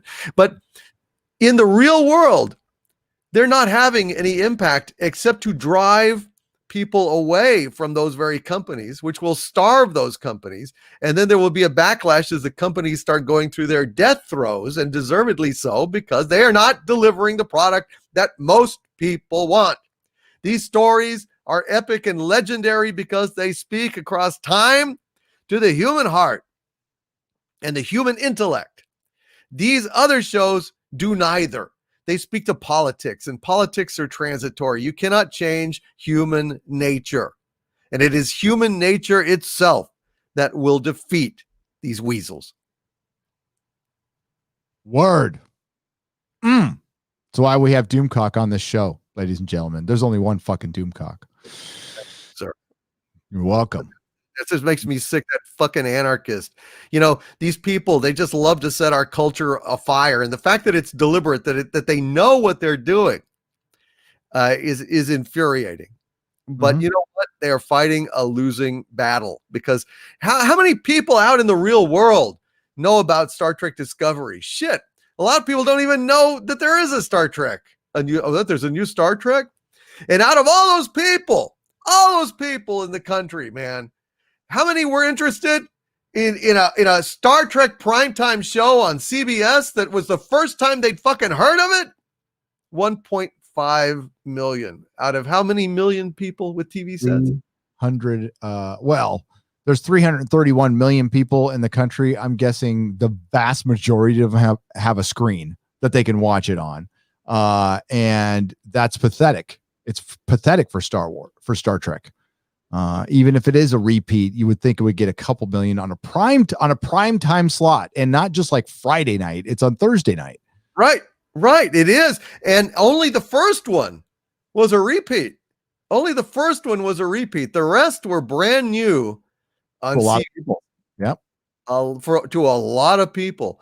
And if they had any interest whatsoever in this fucking thing, they would have watched it. But I think they know that this shit is going to be woke. They know this shit isn't Star Trek. Thankfully, we've helped get the word out, I think, at least potentially. But God damn it, these people are sad, and they're just trying to fight history. And all it's going to get them is a nasty case of cultural whiplash. Cultural whiplash is coming like karma. Because holy shit, the backlash is going to be severe. I don't get political. I don't get political ever. But the rise of Donald Trump in the politics, I believe, is directly linked to a severe anger and backlash against these nasty little snowflakes trying to tell us all how to live. Mm-hmm. I'm not saying that that's right or wrong. I'm just saying I'm not advocating either way, but I'm just saying as a fact that that anger is there, and that anger has come from these little nothings in their little PJs and their little Twitter attacking fundamental tenets of our civilization. That's what it is. And I'm not saying it's an efficacious response. I'm not saying it's a proper response, but I think that is a source of a lot of the anger, is the cultural attacks that really everyone can recognize as paying attention. It is undermining our country, Mm-hmm. and our values and our history. And I'm not saying Trump is a solution or anything like that. I'm just saying that it's a reaction. I mean, it's absolute reaction, and those reactions are going to continue. Unfortunately, what I've heard from my inside, I wish I could give you like some, not yet anyway, but I some like proper Doctor Who rumors and news, but the attitude of the BBC, and I'm guessing it's the same for Hollywood and Disney, is the events of the last 6 or 7 weeks. The attitude is they think essentially that 2015 is back. Like all the woke entertainment's going to be accepted now. So look for a big double, triple down. They actually think that it was all tied to a presidency. Whatever happens, I mean, it wasn't about that. It was not. It's a culture thing. It was a culture thing that was happening before, and it will happen after. And they're about to make a huge mistake, which I thought they would make, because they saw, they saw a month of rioting that was clearly coordinated, and they thought that was the will of the people, and that's why you're seeing them go so far over, because that's what they think the money is, and they are just good. And they thought that before. Remember, they thought that before, and then they're like, Terminator Dark Fate failed. Why? We thought the general public wanted an intersectional feminist Terminator. Because they asked all the people that would give them the answer they wanted to hear, instead of actually listening to the fans, listening to the people, which they don't do anymore. No, they don't. And they're really deluded, because I can absolutely tell you, and the reason I never get political, I don't take any sides, is because I know for a fact that anger is also on the left. We have left-wing people, right-wing people in the fandom, all of whom are upset at this attack, this coordinated seeming attack on our myths, on our culture. And it's a delusion to think that it's like one side or the other. I mean, there is just a lot of anger at this small group of extreme agitators that are, amplified in the echo chamber of Twitter, and gets carried over to Facebook. And then the cowardly Hollywood tends to listen to that kind of thing, and they've amplified it way out of proportion to the actual number of people that feel this way, that are extremists. These are extremist views. Authoritarians. Yes. They're authoritarians. Yes. And that is the enemy of the people. Authoritarianism and authoritarians. I am not about that at all. That's the least free thing I can think of. People always fucking telling you what to do, and trying to correct you and moving the goalposts and bringing up fucking pronouns and what's next, adjectives, fucking verb. I mean, like I don't care. I don't give a fuck anymore about any of that, and I'm not listening to any of this shit, and I don't recognize any of it anymore. And man, I lost my shit when I saw it in Star Trek last week. I think they're setting up Star Trek for something worse, something way worse. I think this episode was tame, but worse like than down Trek. Well, dude, the Guardian of Forever, time. I mean, they're gonna fuck with more time, and they're not gonna fix shit. They're not gonna fix shit. Let me read a couple of super chats. Did you watch Star Trek Discovery? Did you watch last episode? Terraform? We can go right into that. Yeah. So hail gents. Yeah, but I mean that's Carrie Smith brought it up a couple weeks ago. It's are you pro authoritarianism or anti authoritarianism? That's about it. It's not a right left issue anymore, because there are plenty of people. I just talked to a couple in my member stream, and I'm sure you do too, that are on both sides. But you know what? They're agreeing on a lot of shit right now, which is, I mean, it's kind of great, honestly, to see. It's heartening to see. It is. We have more in common than we have out of common. And, you know, it is the interests of these power elites to divide us in any way possible, because divide and conquer, divide and conquer, divide and conquer. Ask yourselves, cui bono, who benefits? Who benefits from all this division? Who benefits from riots and political discord? You know, ask yourselves, who benefits? It's certainly not the fandom, certainly not any of us. So individual doesn't benefit. And guess what? The poor don't benefit. They're going to remain poor if the system falls apart or not. Nothing's good, because there's no solution, of course, because they don't want a solution. They just want to destroy and control. And whatever they rebuild, we might be sitting in it now, but there's no benefit. There's benefit for their rich overlords who have been making a lot of money lately, and a lot of people have been doing their will. A lot of people. It's been very sad to see. Hail the Inquisition. Thanks, guys. Again. And Jaeger Bomb, thank you very much. Mark C, do either of you think, oh, dude, you read my mind, Mark C. This is actually the thing that might piss the most people off from the Disney announcement. Of all the things, there's a lot to get pissed off about, but this will genuinely piss people off. Do either of you think Chris Evans replacing Tim Allen is due to Allen being conservative? Mark C for $5. Yes, absolutely. 1,000% yes. Why would you replace Tim Allen with Chris Evans to play Buzz Lightyear? Are you fucking kidding me? That is Buzz. I didn't know that. Yeah, Chris Evans is voicing Buzz Lightyear. Why? Oh, that's weird. That's weird. I can't.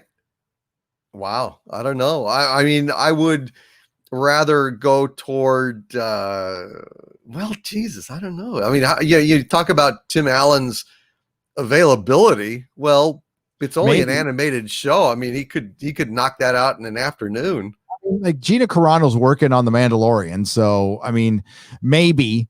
My first inclination is yes. It's supposed to be a younger Buzz Lightyear, but it's a fucking toy. He's going to have the same voice. Yeah. That's right. It's not like two toys had sex and came out and like had a little baby toy. He's a toy. It's so stupid. Well, maybe Tim Allen wanted too much money or had other demands. I don't know. I don't know. I have a hard time believing that would be the case. There's plenty of conservative actors still working around. I don't think that's true. But I don't know. I could be wrong. I don't know. I don't know. I just heard it. His show got shelved for his beliefs, and then somebody else picked it up, but yeah, there's also, Gina Carano's there, and there's others who are around who are still working. So I'll say, I guess I don't know. Maybe not. Maybe, yeah, he could have asked for too much money. That could be it too. But and they're like, well, this is a we're budgetarily constrained, and Tim Allen, who knows? I mean, I'm just hypothesizing. This is the first I've heard of it, so I don't have an informed opinion.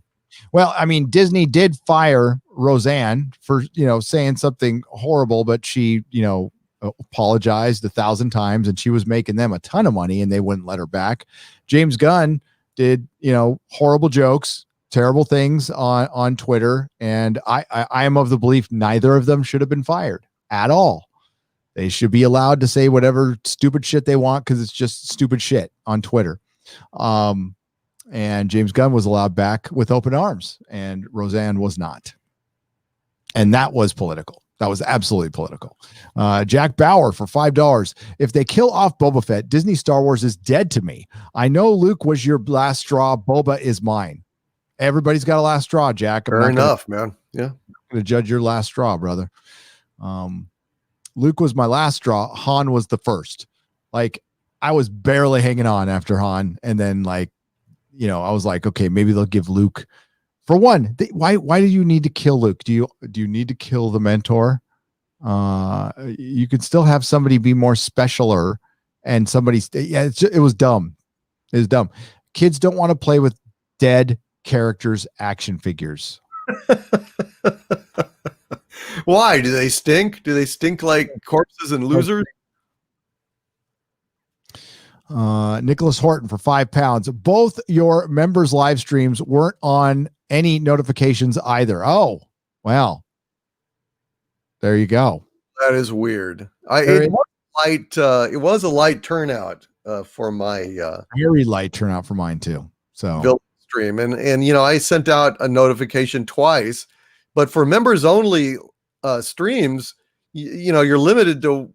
You can't put it on Twitter or anything. Everyone will show up. I mean, yeah. Right. No, so I put it in the community section, right. But that's what it's supposed to be there for. And if you're not sending out notifications for your fucking member streams, YouTube, what's the point? Fuck. Some people, but it was a very light day. No, mine was too. Mine was really too. I mean, it was intimate. It was nice to talk to everybody. Talk to, Vigilante Williamson and Ace Mr. Freeze. And it was cool. And loquacious. CM Shazam for $9.99. Hail all. I just asked this, but maybe it was the wrong time. But has Doomcock seen Star Blazers? And Gary and Doomcock's Star Blazers 2199 and 2202. Great redo of the series. Sci-fi stories, points fixed. I haven't seen 2199 and 2202, but I will. I mean, because I like Star Blazers a lot. I've only seen a couple of episodes of Star Blazers. I was trying to watch all of them and got a little distracted, but I did like what I saw. It was fascinating. It's epic. Now, I remember as a kid, it was the first cartoon I saw that had a story arc. So it blew me away. Lady Greatmaster, who is not supposed to give super chats at all, for $5. Hayden loved being part of Star Wars. Was bummed he wasn't approached to voice Anakin in the Disney cartoon, so his return is an attempt to pander to prequel fans hard. Yeah, and it's not fair to him because he's not David Prowse. And I know Lady Greatmaster heard this answer already, but David Prowse had a presence. You didn't hear his voice, but that swagger, that was fucking David Prowse. And along with James Earl Jones' voice, that's Darth Vader. If you're going to have little Hayden Christensen in that suit, it ain't going to work. It's just not going to work. I could tell the difference in Rogue One. That guy, I could tell that wasn't Darth Vader under that suit, that whatever guy they had under there. I was like, you're right, Gary. And also, aren't they going to have James Earl Jones voice Vader? Yeah, and he's getting up there. He is, but the thing is, so what is Hayden Christensen actually going to do?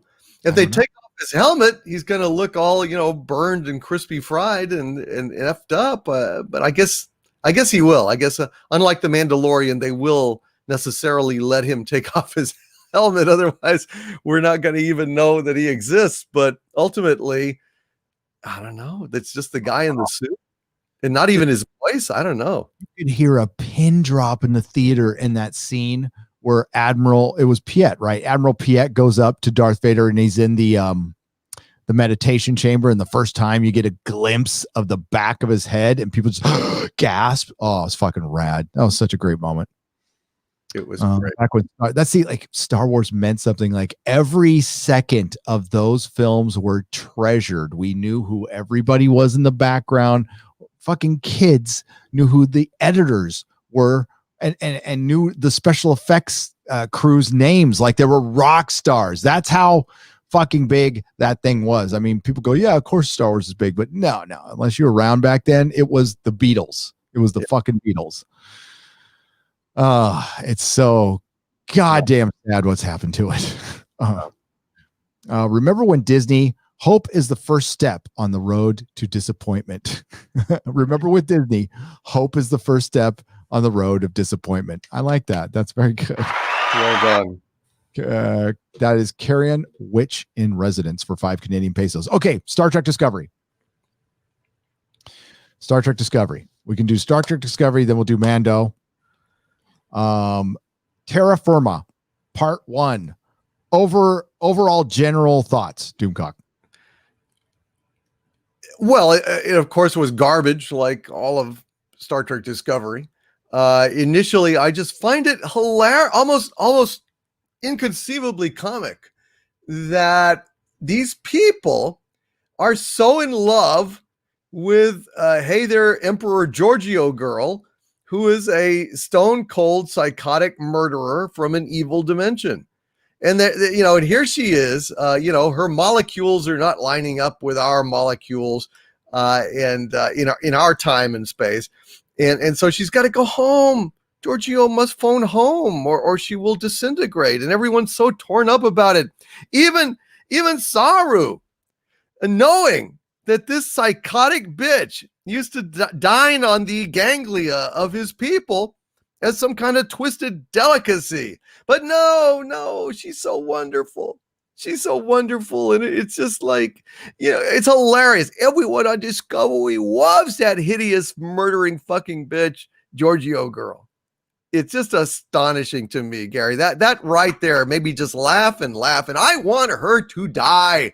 Mm-hmm. I want her to suffer. I want her. If they filmed her thrashing on the floor for a full hour, I would enjoy it.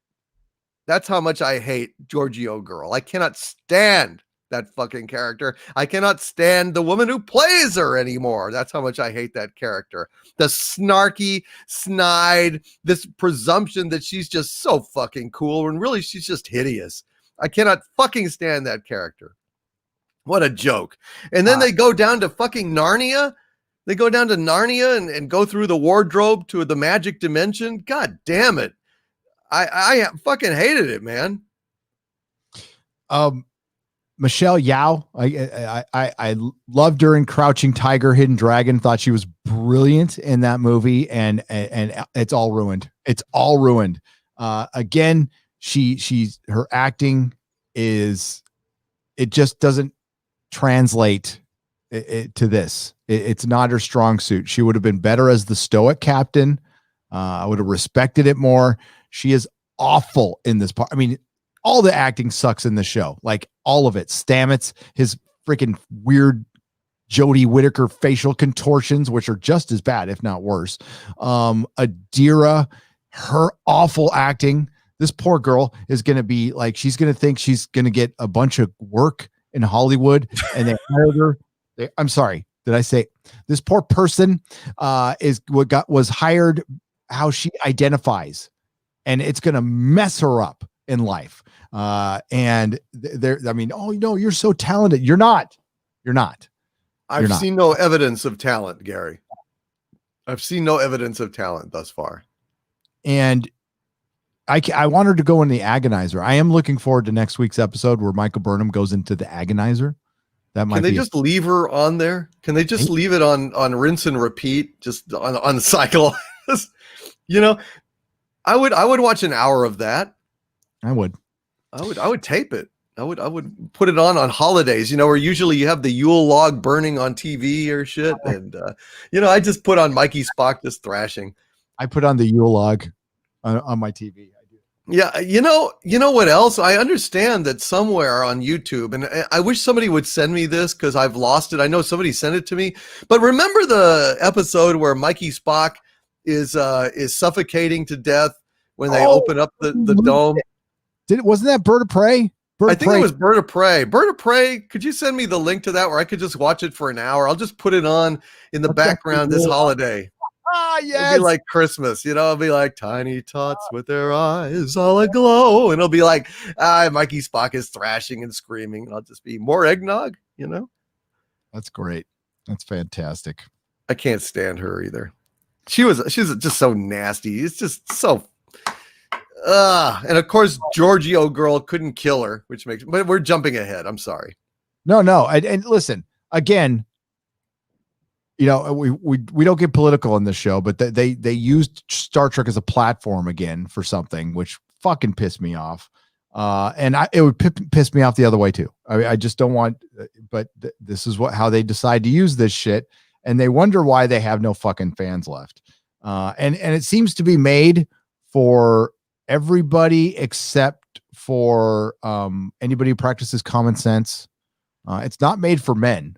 There is no masculinity in this show. It is completely gone. It has been drained, and Star Trek doesn't work without it. Sorry, folks, it doesn't. And it doesn't need to be Conan the fucking Barbarian, but there was a certain amount of masculinity in the next generation. And when you drain a show of it, you get this just soap opera drivel. And we're supposed to believe that, well, I don't want to get into the Terran Empire is a matriarchy, a barbaric empire that has all of a sudden become Klingon, right? When did the Terrans always want to wake up and die? I thought that if you want to attain power and dominate all things, I thought you wanted to live. That would be your primary thing, is to live and dominate all life. But now they're all of a sudden fucking Klingons and they want to wake up and die. So Commander Yor, we need to talk about Commander Yor. Sure. Who was the temporal agent that was the only other person in Starfleet that was able to travel from another universe to from another dimension, and then also travel in time. And this alien had a next generation, but a Kelvin next generation. And they mentioned the Kelvin timeline for the first time. Right. In Star Trek Discovery, they mentioned the Romulan ship from 2379. And that was David Cronenberg is having a talk with Dr. Culber. And it was, of course, he said, what you need to do with Georgiou, because she's getting sick, she's getting time sick, is just to basically, sedate her and put her in a cell till she dies. And the Federation recommended, because this was happening to this other person who's supposedly dead now, they recommended euthanasia. The Federation, they could have sent him back in time. They have the technology, but they have rules that say no, and they're ironclad. And I'm like, what the fuck? The Federation would let somebody die, would execute somebody because they didn't want to break one rule after the temporal wars or something. It's fucking dumb. Whole thing is dumb. So again, they're 900 years in the future and they're still using pronouns, but apparently they haven't worked out how to use their communicators. And I'll get back to that, because this one is as dumb as fucking Sonar in Space. Outstanding. Yes. So their magic bullshit machine, because the doctor 900 years in the future gets outwitted by the artificial intelligence computer that has taken over. The Discovery is sentient, by the way. So let's have a brief recap, shall we? Well, I'm really glad something on Star Trek is sentient at this point, because really there isn't anything that's smart or cogent about this fucking show. No, the bad guy in season 2 was artificial intelligence that didn't quite know it was an artificial intelligence, but knew it wanted to be one. So it was like a Pinocchio, artificial intelligence that wanted to kill everybody. And the bad guy in Star Trek Picard was artificial intelligence that was going to come out of a butthole in space with its little fucking tentacles and kill everybody if the most important specialist robot girl in the world didn't change her mind, because Picard had to sacrifice himself for her to change her mind. Mm-hmm. So there you go. You all caught up. But so AI is this big boogeyman, but all of a sudden they let an AI come out of nowhere and take over the Discovery, and it's totally cool. Nobody has a problem with it at fucking all. Oh yeah, well, it's the friendly sphere AI, of course. Although it could easily be infected by Leland, but never mind. Shit, it's perfectly. And even they were outlawed. AIs have been outlawed, but no, it's perfectly fine as the brains of the disgracery. Yeah, are they still outlawed? Because they were outlawed at Picard, and if they weren't, then did they not develop new ones in the 900 fucking years since? Well, the thing of it is, Gary, at the end of Picard, when Soji opens up a portal for hyper-intelligent AIs in the future in another dimension to come and eradicate all sentient life, they realized that they were just being prejudiced about AIs, and they really had nothing to worry about all along. So, they repealed the laws instantly after Soji opened up the portal to the hyper-intelligent AIs to come and destroy all sentient life, because they realized they were overreacting. Obviously overreacting. And then they went and killed everybody. No. Well, that's what happened, Gary. That's what happened. Okay. Yeah. Let's just get this straight. Okay. Let's deal in the real world. Let's talk real politics. Okay. The simple fact of the matter is that episode was the last episode of any kind of Star Trek ever, because all life in the universe got killed. Period. Yep. That's it. I'm sorry. You can go ahead and dial it back. You can shut your little fucking portal. They're just going to reopen it again because their technology is vastly superior to ours. And they already got the call. And they know our fucking phone number. And they're just going to dial it back. And they're going to come in and they killed all the sentient life. The end. That's it. Star Trek's done. Ta-da. That's it. God, it was dumb. God, it was dumb. They have the address. They've been to the house. Yep. So that's it as far as I'm concerned. And as far as anyone who has any ounce of intelligence is concerned, that universe is dead. They killed it. And they can pretend that everything's fine and is carrying forward. It's not. They're all dead. And Star Trek Picard I heard a rumor that it might start filming, but it hasn't started filming yet. With what? Corpses? The universe is dead. Universe is dead. So Tilly wants to talk to Georgiou about her feelings because she's phasing in and out of this reality, and she pours a bunch of food on her, and I was happy about that. And then Michael Burnham got mad at her. Then the magic bullshit machine figured out that on Danis 5 there is a cure for Emperor Georgiou. Emperor Georgiou just wants to be killed, and then she goes to a gym on the Discovery that has knives and fucking swords. Now, it's not a holodeck because they don't have a holodeck unless they installed one that I'm not aware of. I mean, was there always knives? For Worf, there was like Klingon shit, right? But there wasn't any knives and swords for regular Federation science vessel, crew members to work out by killing your enemies. Yeah, it's a great workout, great cardio.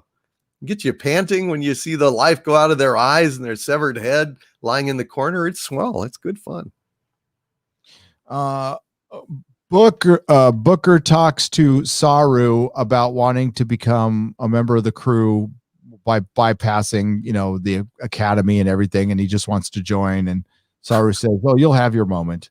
And Stamets and Adira have a fucking cringe scene because all the alphabet members have to have scenes together now separately because they can't interact with straight people because they're too heteronormative now.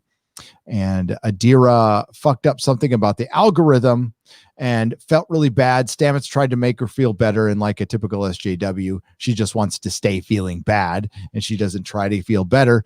He corrects her mistake, and all of a sudden, it just magically figures out what the source of the burn, or one of the sources of the burns. We keep finding new sources for the fucking burn, and it was a Kelpian ship. And then the dumbest statement in the history of fucking Star Trek happens. Stamets says to Adira, "Go get the captain."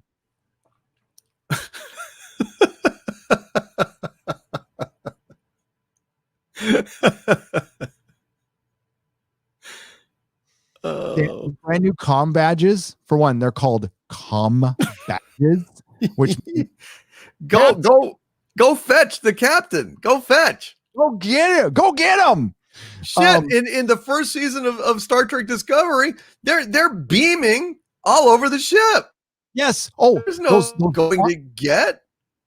Those comm badges can throw a screen right in front of you. These brand new ones, they can instantly beam you in. I don't know why anybody walks anywhere in the ship. They did a whole joke of dumb Linus accidentally beaming to different parts of the ship. Why would you walk anywhere? You could send the captain the information. You could call the captain, or the captain could beam right fucking there. Go get the captain. Yep. That's pretty painful. Or you could just fucking call the captain. You could even just use your comm badge to comm. You don't even have to go comm and go. No, you just hit the button and say, "Hey, how's it going, Captain? We got this news. Patch into this computer here and take a look for yourself," because it's not like they're hardwired anyway. They can go ahead and look at any screen on the ship, just like we can send a web page across time and space to each other. They could certainly go ahead and show her the display. But yeah, go fetch her. Go fetch the captain. Get your blunderbuss and your parrot and put it on your shoulder and go fetch the captain. She had to put on her galoshes and her yellow slicker and head up there. It was storming. Yeah. So apparently it was a Kelpian ship in the middle of the Nova at a dilithium nursery, and they were getting another they were sending out a distress signal that was encrypted. An encrypted distress signal. Now, maybe it was encrypted by somebody else, but the code they were figuring out was an encrypted distress signal. So I guess I can make a guess why they didn't get rescued. Because it was encrypted. Because it was encrypted. It's just like an airplane. When the ship is coming in for a crash landing and they ask Robert Stack, "You think we should turn on the runway lights?" And he says, No, that's just what they're expecting us to do. Yep. Well, I could make Polish jokes. We call it a Polish distress signal. Just kidding. Anybody from Poland, we love you. We love an Aggie joke, an Aggie distress signal joke. Man, that's absolutely hilarious. That bit of nonsense there is maybe as dumb as the communicators. Maybe as dumb as sonar in space. That's sublime levels of stupidity. Well done. So they want to remind us all about the first episode of Star Trek Discovery ever. So they sent Georgiou and Michael Burnham down so they can have a long conversation on Danus 5 before they finish their conversation right when they need to. And then they look at their coordinates and they look for a sign of life. And there's Carl, the Carl at the edge of forever. It's the guardian of fucking forever. You know how I know? He's wearing 30s garb and he's got a star dispatch, which told us that Edith Keeler was going to die. What association does the Discovery have with the Enterprise's association with the 30s? Because the Guardian of Edge Forever can send you anywhere. It wasn't just the 30s, but this one had to be the 30s because they had to remind us of the original series, Star Trek, that we like to call it, that this show has nothing to fucking do with. So Carl is in front of a door and says, go through the door and you'll be cured. And there's a bunch of fucking tense, dramatic shit. There was a goodbye scene. Remember the emotional goodbye scene where fucking Tilly hugs Georgiou because she cares about her. And then And then Saru hugs her and says, I learned as much from you as I did from my real Georgiou, the one who found him on his fucking planet when he was a primitive and didn't even know what a machine was, and dragged his ass through Starfleet, taught him everything he knew, and then he just disrespects her in just fucking lame.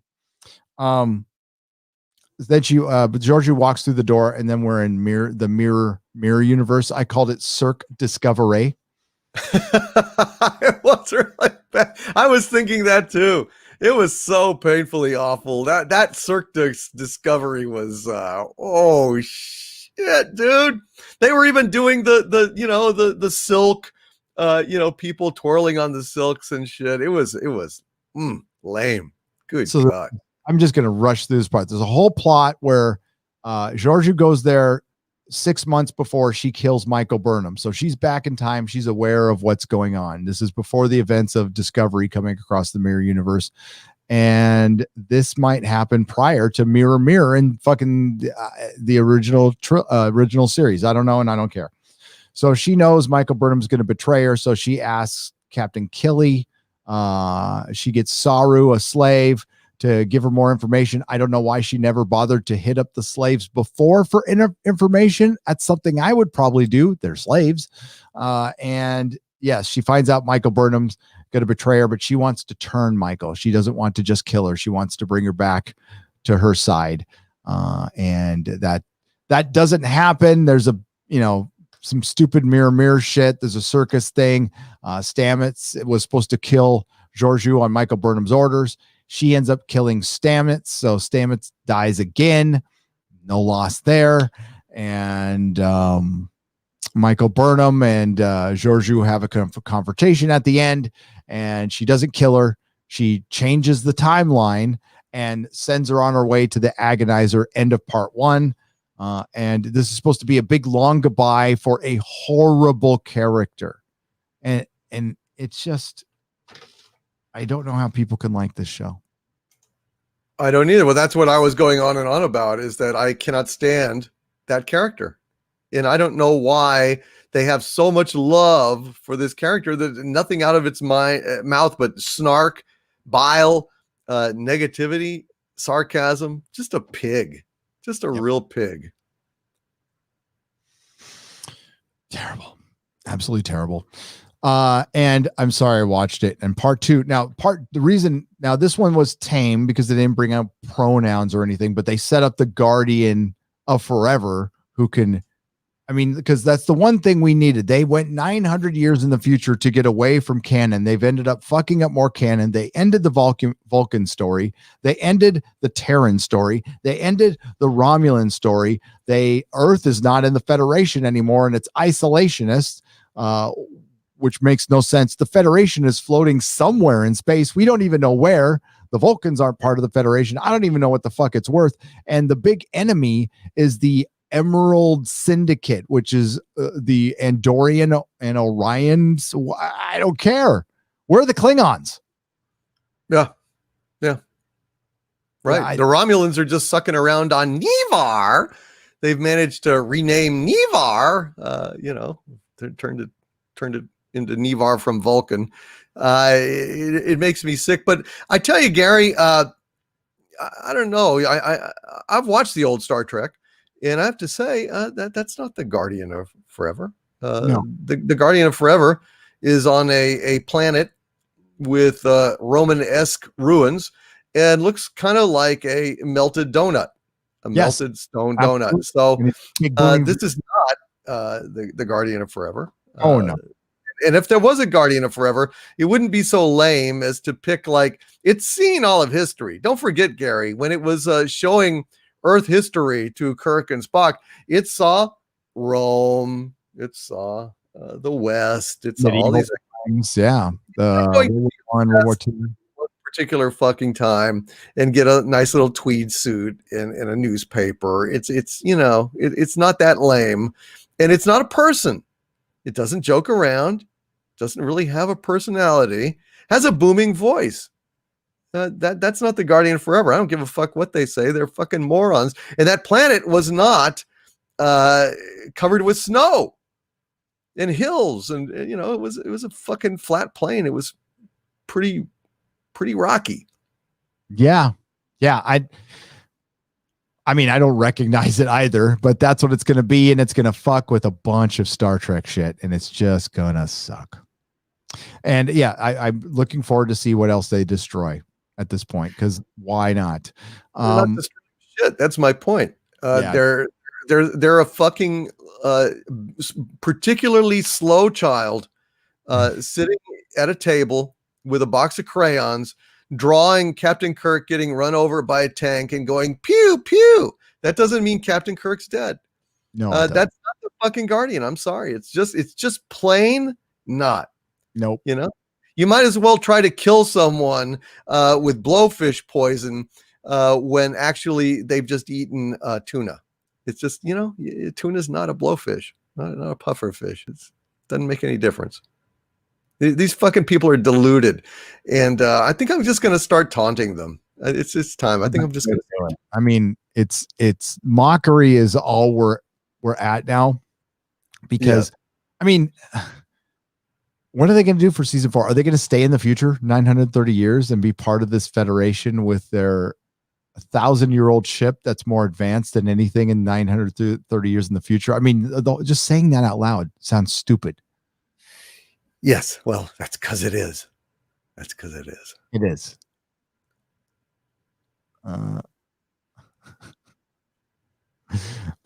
Polaris sucks that he sent me a DM. Can't find it. And I looked at the DM and somebody just sent me a DM and said butthole. I think it says butthole. That's cool.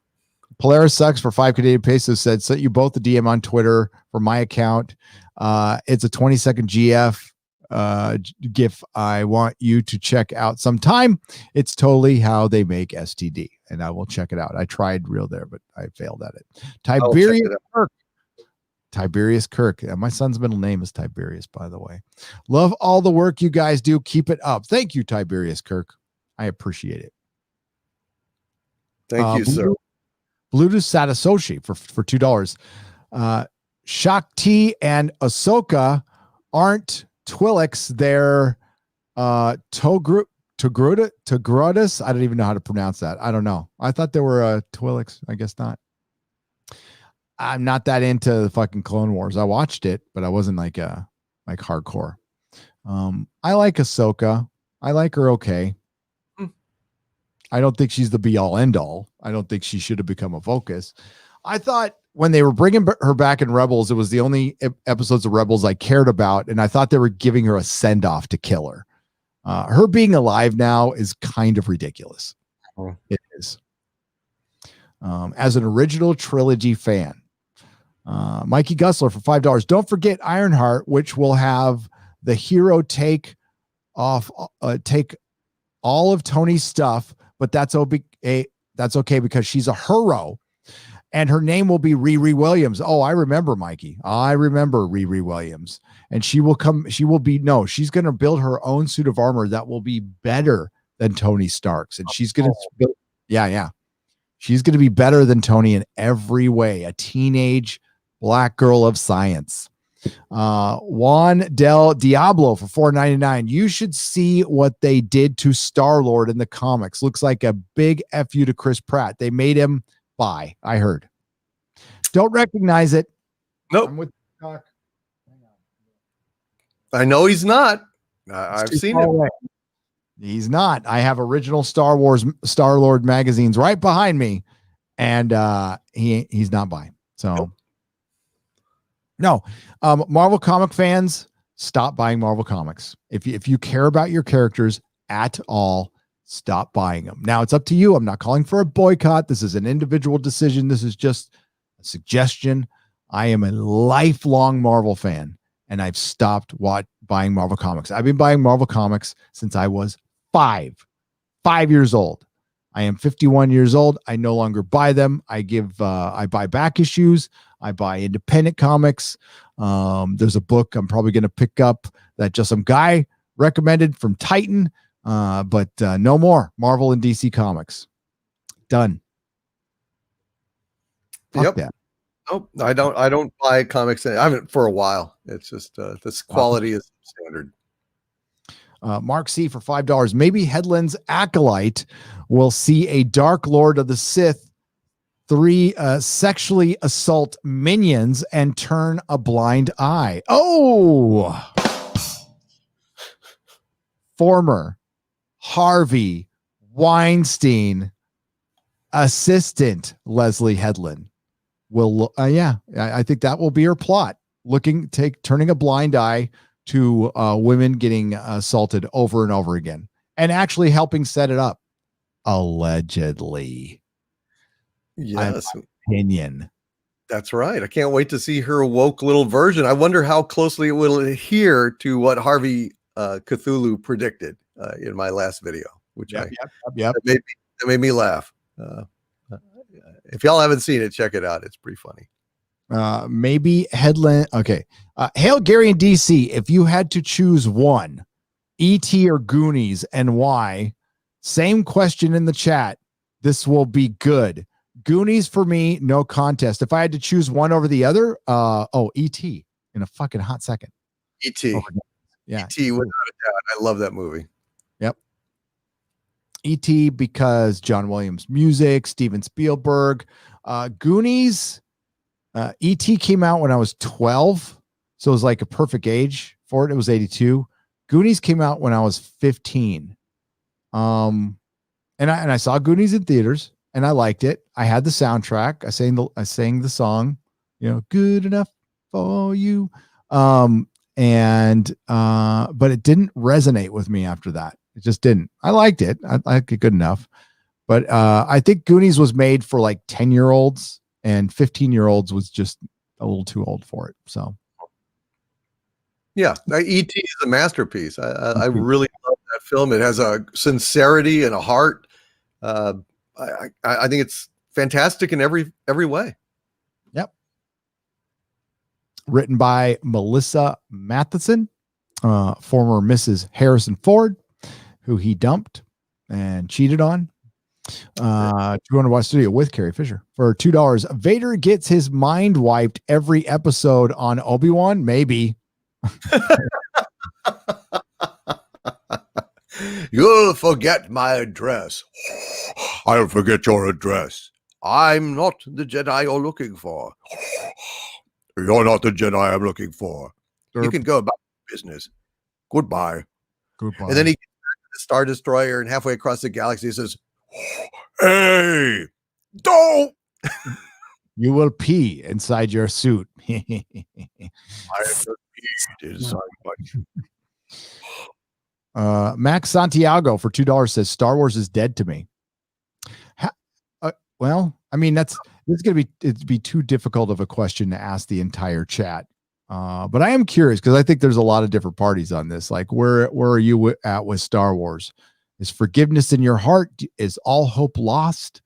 Let me put it this way. If you're holding out for a George Lucas Star Wars, abandon all hope. That ain't happening. I mean, I think most of you know that, if not all. That's never going to happen. I believe that The Mandalorian is the absolute best it will get, and that's because you have Jon Favreau there, not Dave Filoni, Jon Favreau. The minute Jon Favreau is gone, then you have Dave Filoni. And I think Dave Filoni plays to certain Star Wars fans quite a bit, but I don't know if normies would catch on. Dude, Rebels was not good. It was not good. Sabine was the most annoying character you could possibly think of. So just straight up Mary Sue. Yeah.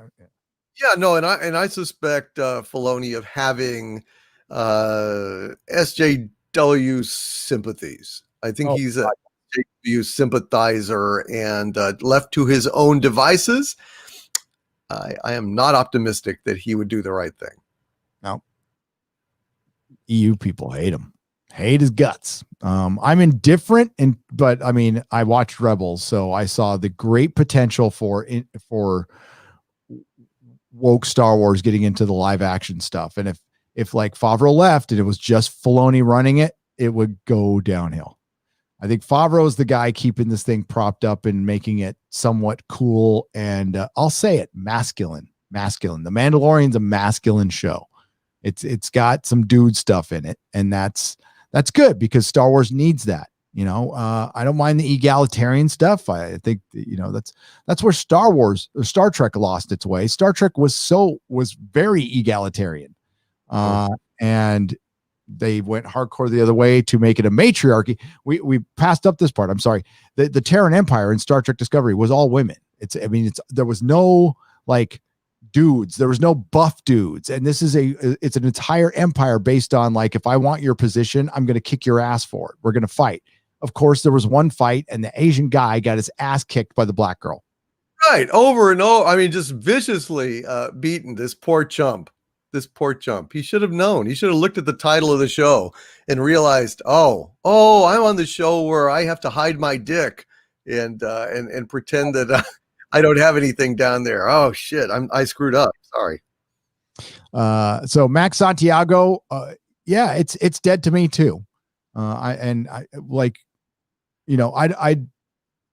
mean, is there a possibility it might not be? Of course, I'm not going to close. I'm not going to shut anything down, but I'm not going to like waste a bunch of time either. I will cover it for the channel. If I watch something that I think is good, I'll say it's good. It doesn't mean I'm like going to jump on board. And I mean, like, again, this is a small story taking a place like in an insignificant time where they're just mopping up after the battle and you're taking on the remnants of the empire, which that's not intimidating in any way, shape, or form. And if the empire is bigger, then you just once again took away from Luke Skywalker's story. And every time you do that, you make him less important.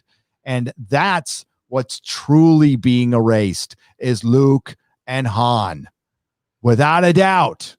And if they don't redeem both of those characters, which I don't know how you do it with Han because he's dead. He's a complete loser. Just walked up to the homicidal maniac with the big lightsaber and practically threw himself on it. It's pathetic. Forgettable characters killed icons. Forgettable characters killed icons. Yep. Unforgivable. Yeah, and they thought that would elevate their characters. They're a shortcut to glory. That's what they love to do. Like that's why they go ahead and have these characters humiliate and dominate over the old ones. It's like we're going to think in some kind of primitive Lord of the Flies kind of way. Oh, well, this movie must be better than the old one because these characters are so much better than the old ones. It's just like we're that fucking stupid that we think that the Death Star was smaller than Starkiller Base, so Starkiller Base is better, even though not one of us can conceive of the horror of an entire planet of people being destroyed. But, we're going to feel that much more keenly a whole bunch of planets being destroyed. We can't even get one planet processed in our heads. It's ridiculous. It's pointless. That's JJ. That's JJ. Ridiculous and pointless. Oh my God. And you know what the legacy for the Disney trilogy is? Trivia questions. It will be, so-and-so killed Han Solo. Right. Yeah. What's his name? Yeah. His name killed Han Solo. Guy that banged Lena, what's her name? Lena on that girls show. The guy looks like John Travolta if he got hit a couple more times. That guy, yeah. No, I think he's an actor. He just, fuck it. Yeah, he's a good actor. It's not his fault. Not his fault. He was given fucking nothing. Yep. I will never watch The Last Jedi again. I was watching clips for my video. It's the first time I've seen full clips of that, other than like very short sound bites, since I watched it, and I fucking hate that thing. I really do. The intensity of 1,000 suns. Bobby Lane for $5. Hail Gary, hail Doomcock, and hail wrenches. Disney should just do a Jar Jar standalone, the show too. Why not? Do Jar Jar and who was the Gungan that was voiced by Brian Blessed? Have him come back too. Yeah. Yep. Paint by Sabermetrics movie making. Rock Flanagan, you are correct. That's what the Mandalorian is for $2. Hey, the technology is impressive as fuck. I watched the video on the stagecraft thing. That was impressive. I was like, wow, like that is cool. Once it gets in the hands of an artist, like so I don't know, Matthew Vaughn or something like that, we'll get something fucking good out of that. And they're going to be able to do some stuff with genre now. If I was Lord of the Rings, I'd be looking into that heavily. If I was Amazon, I would build one tomorrow because it looks, you can tell sometimes when the line ends, I can, but the lighting, it gets the lighting right. You don't have to set up lighting because it does it for you. So you get instant afternoon lighting. That's amazing. Crazy. Yeah, it's amazing. So it is really impressive that Lucasfilm is taking all the credit for, and I bet your ass that somebody developed it and Lucas just bought it and said, we develop it. And it was just some guy in a garage or gal who invented it. Fred W. Bonzo, thank you for the thumbs up to 99. Ian Slater for $5. Disney and Lucasfilm showed their Star Wars is now a wide net to be a cash grab. Shit on the wall, and we'll see what sticks to maximize profits. It's a shame Star Wars is dead to me. Yep, that's exact. I mean, if I could, I can pull up the exact statement that Bob Chapek said before we go. But while I'm doing that, let's talk about the Mandalorian while we got time. Okay, yeah, let's. This episode, once again, I have been confronted by the fact that my hypothesis is true. This show is extremely divisive, not in terms of absolute loathing or absolute love, but just from episode to episode. 50% of the fans think, this one sucked. 50% of it think it was pretty good. It's just bizarre. And for me, this was an episode I absolutely loved. I loved it. Now, I'm not saying that it didn't have flaws. It definitely had some really stupid parts to it, but they all do. And the simple fact of the matter is Bill Burr was great. I loved actual scenes, actual dialogue with actual fucking characters. I loved Mandalorian not being a punk ass bitch and being saved by anybody, actually standing up on top of that moving transport and beating the shit out of those pirates. I thought that was fucking cool, man. I really enjoyed it. I agree. This I was not I haven't even done. I'm going to do a quick review for Nerdrotic Live because I owe a review for the last 3 episodes. So I liked the last Gina Carano episode, the Ahsoka Tano episode. I thought Rosario Dawson looked really good as Ahsoka Tano, and I thought it was extremely slow. I thought the fight in the beginning was good, but the fight at the end was dumb. And then the next episode, which was, I'm already blanking on it now. What was the one? Boba Fett. Boba Fett came back. I thought it was sloppily directed, absolutely sloppily directed. Now I know Robert Rodriguez came in at last minute. He was given 19 minutes of script, and everybody was like screaming that some of Boba Fett's armor came back on the Jango Fett actor, and apparently Boba Fett's back now. I don't see it that way. Jeremy Bulloch is Boba Fett. Bulloch, and now, I like this actor as Jango Fett, and I thought some of the fights were badass when he was beating the shit, but it was also clownish to the point where I put Benny Hill music to the attack, and I just sped it up a little bit, and it was it's funny. It worked. This episode, so those 2 episodes I gave 6 out of 10s.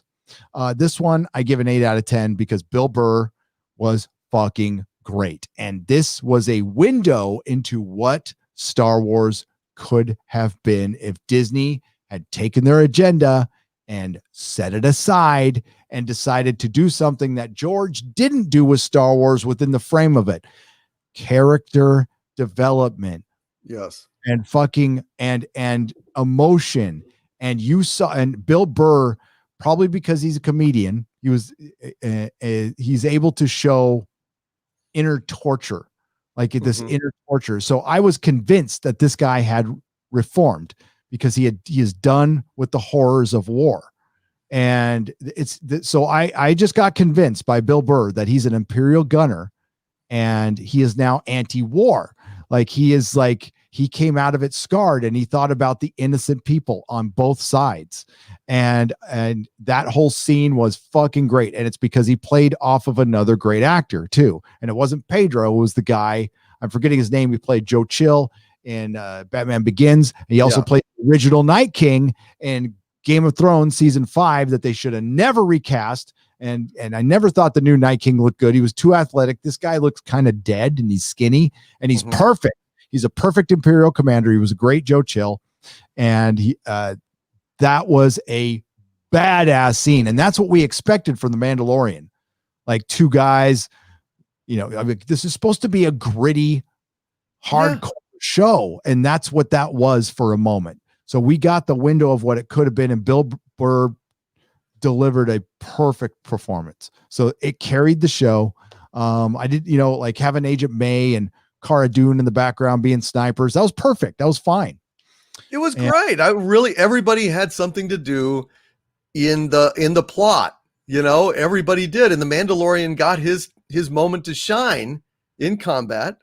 It was really well done, and I don't understand people saying I didn't like this episode or it wasn't as good as the last episode. Let me tell you something. All right, I have a real fucking hard time with Boba Fett.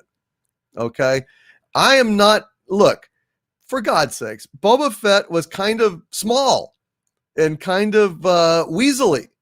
And, I mean, look at the way he turns his head. He's kind of got his hands, funny, and he cranes his head when he says, "What if he doesn't survive? He's worth a lot to me." He was very weaselly. He was not a big strapping, Kiwi guy. And I was in the prequels. Okay, well, that's the stock that they picked. It was a bad decision, but line him up with Empire.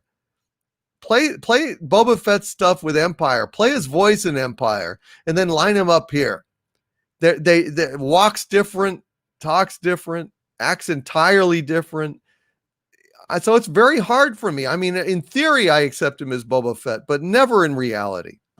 No, it's so far different. It's ridiculous. And George is paying the price for not thinking about certain details out of either out of laziness. I can't think of a better fucking way. And yes, George is fucking lazy. George directed fucking Revenge of the Sith sitting down in a folding chair drinking a can of Pepsi. Directors don't sit anymore, but George did. And I watched all the listen, before Mr. Plinkett, I watched all the special features, all of them, every second. And you could see that George was soft. Like he lost his drive. And it was a bad decision with the Boba Fett. It was a very bad decision. For one, he's missing most of his costume. We got the armor, and Doomcock's right. It's going to look just as bad when Hayden Christensen is wearing the Darth Vader armor. You're going to go, that's Hayden Christensen wearing a Darth Vader costume. This feels like the Jango Fett actor at the age of 60 wearing Boba Fett armor. And I'm supposed to accept that. Well, nah, I don't. Yeah. And as far as this episode is concerned, I liked Bill Burr's performance. As far as how it sits in the whole season of television, though, I can't ignore that they got coordinates for a moving ship.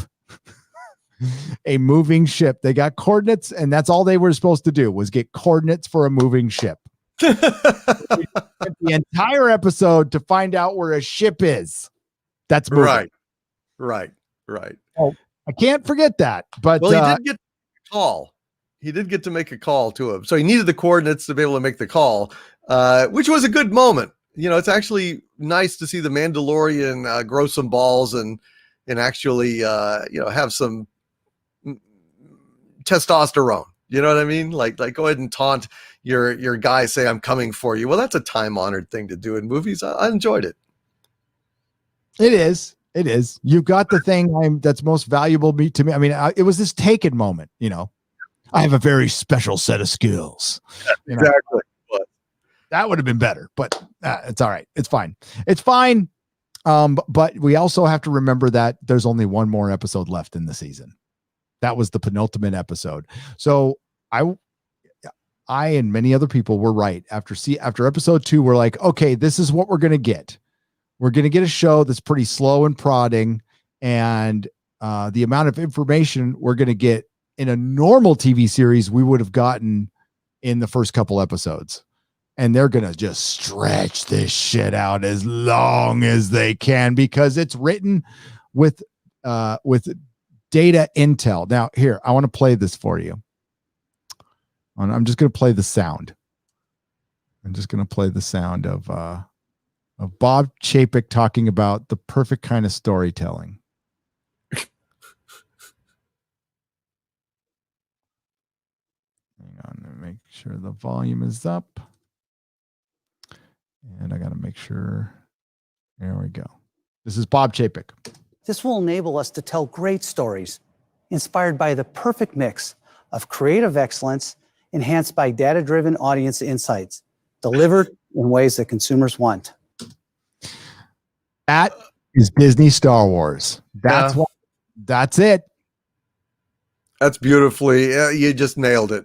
You nailed it. That's absolutely correct. They have betrayed their entire reason why Star Wars is moribund at this point. Grandpa in an iron lung. That was my analogy. And I think this explains why. Agent Zero for $5. 90% of Disney announced projects were already talked about or leaked. Correct, Agent Zero. The other 10% will be dead and forgotten before they get to the next step. Not Agent Zero for $5. I'm not going to argue with a single letter of that couple sentences there. Overkill 161 for $4.99. This reminds me of when Canon Films would throw together concept posters at film festivals trying to get investors to fund a movie they wouldn't make. Bingo. Ian Slater for $2. Killy hotter in season 1. Sorry for the toxic male. LOL. No, Killy was hotter in season 1, dude. Straight up. Well, Studio for $2. Gary, obviously Hulu Aliens will be about the Queen. It will. I'm dumb. Terminus Est for $5. I'm done with Mando. If Boba Fett gets killed off somehow and Mando takes his ship, that would be yet another Lucas character assassinated by Disney. Oh, it's going to be worse, Terminus. Agent May is going to get his armor. Agent May. So we're going to go all the way back to a Doomcock rumor from the beginning of season 1, and there will be a female under a Mandalorian helmet. So there you go. There you go. Supposedly they thought it was going to be Sabine Wren at the time, but yeah, it's going to be someone a little different, but there you go. Loquacious Primate for $5. Hail Gary and DC. Sorry, I missed the Arch villain stream. Didn't see the link until it ended. Look forward to 10 shows of data-driven analysis, though. I can't wait either. That will be so exciting. Critical Rambling sends a hot dog for $1.49. Axel the Bounty Hunter for $5. I'm proudly part of the Fandom Menace in my Twitter bio. I am not such much of a Star Wars fan as much as I'm a Boba Fett fan, and that's all good. That's good. That's fine. You could love whoever you want. You could enjoy this show. That's the key. Is I do not recommend Disney Plus. I do not recommend Disney Star Wars in any way, shape, or form. But if you like The Mandalorian and you truly enjoy it, like I said earlier, don't let me ruin your enjoy. Go ahead and enjoy it. We could still be friends. We don't need to agree on everything. That was the weirdest thing about that Twitter thing. It wasn't weird. It was a bunch of people who maybe really didn't understand what the Fandom Menace was all about. That's all I can say. And it's about a lot of things, but you can't come at people like Ichibaka. Like Ichibaka's OG. You can't come at people like Ichibaka and expect Ichibaka to like The Mandalorian. There are some people out there who use the hashtag The Fandom Menace will never fucking like Star Wars again and never, ever give it credit with good reason.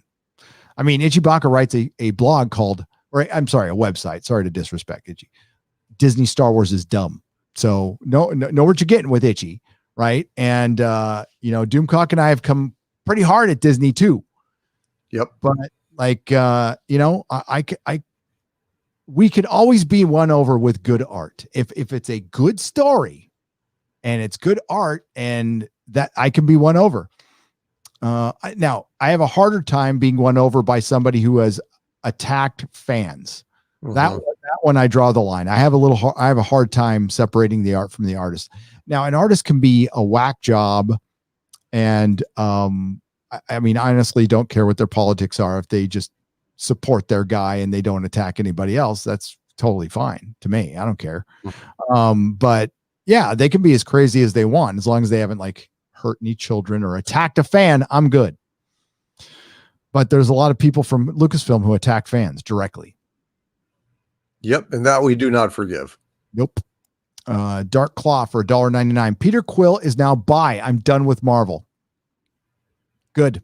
Be done with Marvel. Show your dissatisfaction. Not every character needs to be effing bi or gay. It doesn't matter. For one, these are two-dimensional characters. And if it matters so much, then create a new character. You're going to take Peter Quill, a character who's been popular for months or years, not that long. I mean, since Guardians of the Galaxy 2014, nobody fucking heard of him before then, except for Marvel fans.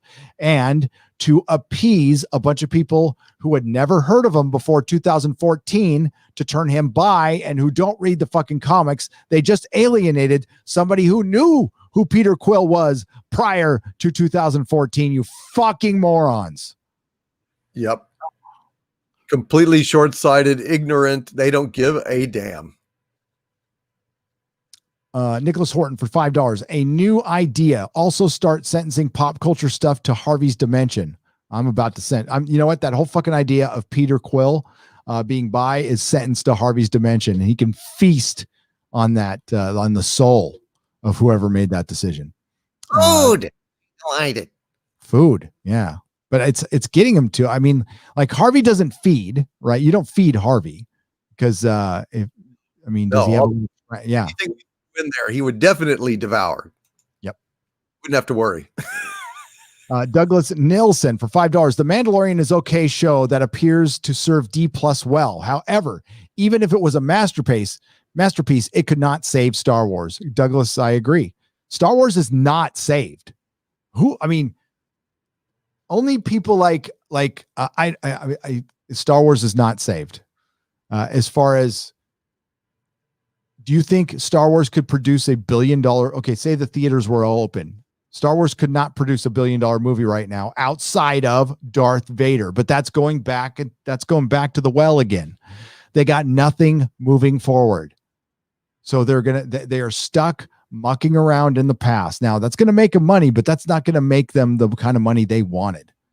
So they're going to have to put a lot more into it. That's why 10 shows are going to equal one Force Awakens. Force Awakens made a lot of fucking money. A lot of money. Never again. And that's Kathleen Kennedy's fault, because if there was no agenda, it didn't matter how bad the movie was. It's the agenda that alienated people, not how bad the movie was. And then on top of that, it was how Disney weaponized the access media and used other their creatives to sow discourse in the fan base. Mm-hmm. Yeah, well said. That's true. And that's the thing that really, really pissed people off. That's the thing that we're having a real hard time getting over. All right. I'm going to, okay. I'm on a hard time limit today, folks. So I'm going to go through a few to see if any, and then I'll have to get it in the square up. I do apologize, but I have some IRL stuff going on. Who is ruined, but worse still, the coof has almost destroyed my career. I am desperately lonely and losing all hope. You guys allow me to escape. I'm not sure I'll make it through this, but I am grateful. You will. You'll make it through us. Drop me an email, Alpha Omega. Thank you for the 10 pounds. Reach out, talk to somebody. Okay. Like tonight, not tomorrow, tonight. Jimmy Soul, $2. Charlie Cox is rumored to be in Spider-Man 3. Legit. I hope so. But if it's just going to be a stupid cameo with a PG-13 Daredevil, I mean, I loved him as Daredevil. I wasn't sold on him until I watched him, and then I'm like, "Ooh, this guy's Matt Murdock. This guy sold me on Matt Murdock." Daredevil season 1 and 2 is simply the best things Marvel has ever produced in live action. End of story. Better than Winter Soldier, and I enjoy it more than I like Guardians of the Galaxy, which I consider their best movie, which is Marvel's best movie. But I've watched Daredevil season 1 and 2. I've watched it so much I should probably actually do a review on it, but a lot. Jack White for $10. People who are running Marvel and Star Wars are idiots, like my brother, who think everything is political and got away with being obnoxious since they were kids. Yeah. The kind of person that has to work politics into every single fucking conversation. Yeah. You know? Oh my God, I remember those days, Doomcock in San Francisco. It's like, hi, how you doing, Bob? Fucking Bush. I'm like, hi, Bob. Funny. What kind of Bush are we talking about? The president or no? I'm just.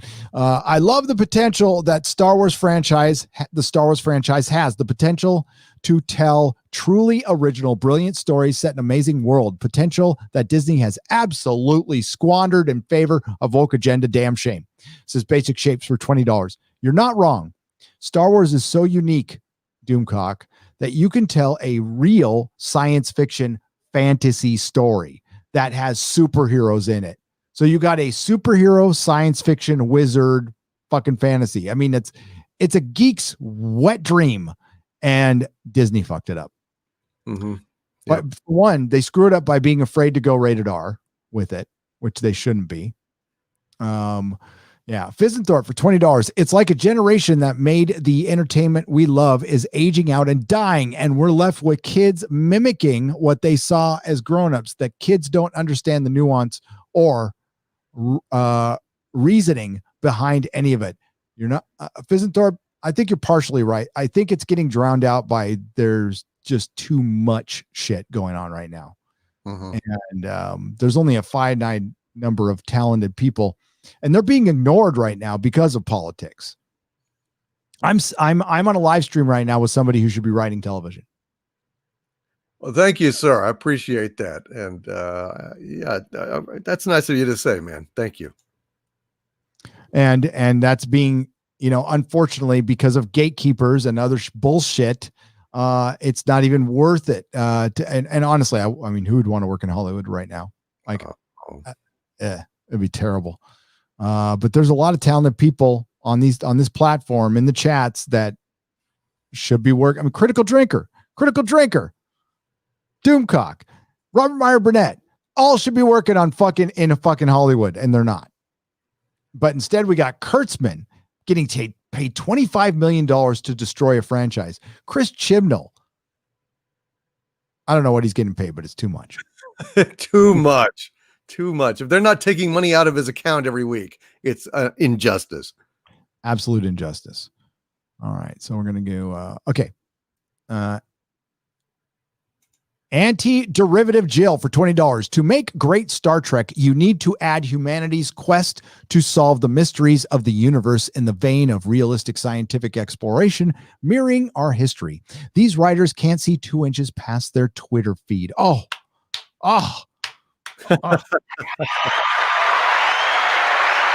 to end on that one. That was solid. Standing anti-derivative Jill. Baby Yoda making contact with Mace Windu, who miraculously survived. Mace Windu's coming back. Astral Walker for $5 he is. That's dumb too. And that's pandering. Sorry, that's pandering. All right, I'm sorry, I'm on a hard time limit. We're gonna roll out. This live stream will be on Nerdrotic Live within the next couple of hours. That's where all of my live streams go. Please subscribe there. I also have Nerdrotic Daily. Doomcock, please plug your channels. It is Overlord DVD on YouTube, also the Harvey Zone on YouTube as well. And I've got a Patreon, patreon.com/Doomcock, and subscribestar.com/Doomcock as well. Thank you for having me on, Gary. Yes. Sorry, it's a short one tonight, but we'll I'll do it when next time it's on my channel. We'll do a longer one. Sure, We'll do a of longer course. But yeah, I gotta make videos. I've been working on like real life stuff, and Mama Susan was knocking Mama Susan fucking the censor, and then whatever's going on this week, it's fuck. They keep pissing people off, and it's not gonna last. There's gonna be a breaking point, and I'm afraid we're close to it. So. Hang in there. Thanks for everyone who has subscribed and hung in there with us and hangs out with the live streams. Thank you to the Modrotics who were tonight. They were Bionic Belly Button, Problem Being. Thank you both for being here. Nyla Shadow, who's always here in the shadows. Chris Persia, the Canadian Wrench. I thank you very much. Eric K., I know you're in Las Vegas. I forgive you for actually missing a show. What's up to... I gotta say some what's up. Problem Being was out there. Foul Ball Productions. Who else was there? Hang on, let me get my chat real quick. 32 Flavors of Nick Weiser was out there. Foul Ball Productions is out there. I know Jake D was out there. Eric K. Hope you had a good time without me. Sorry I couldn't make it, but that's the way it goes. Everybody have a good night. Thank you once again, Doomcock. Don't forget to check out his Patreon and the alternate channel, The Harvey Zone. Links are in the description. Everybody, not all who wander is lost. I can talk. And may the wings of liberty never lose a feather.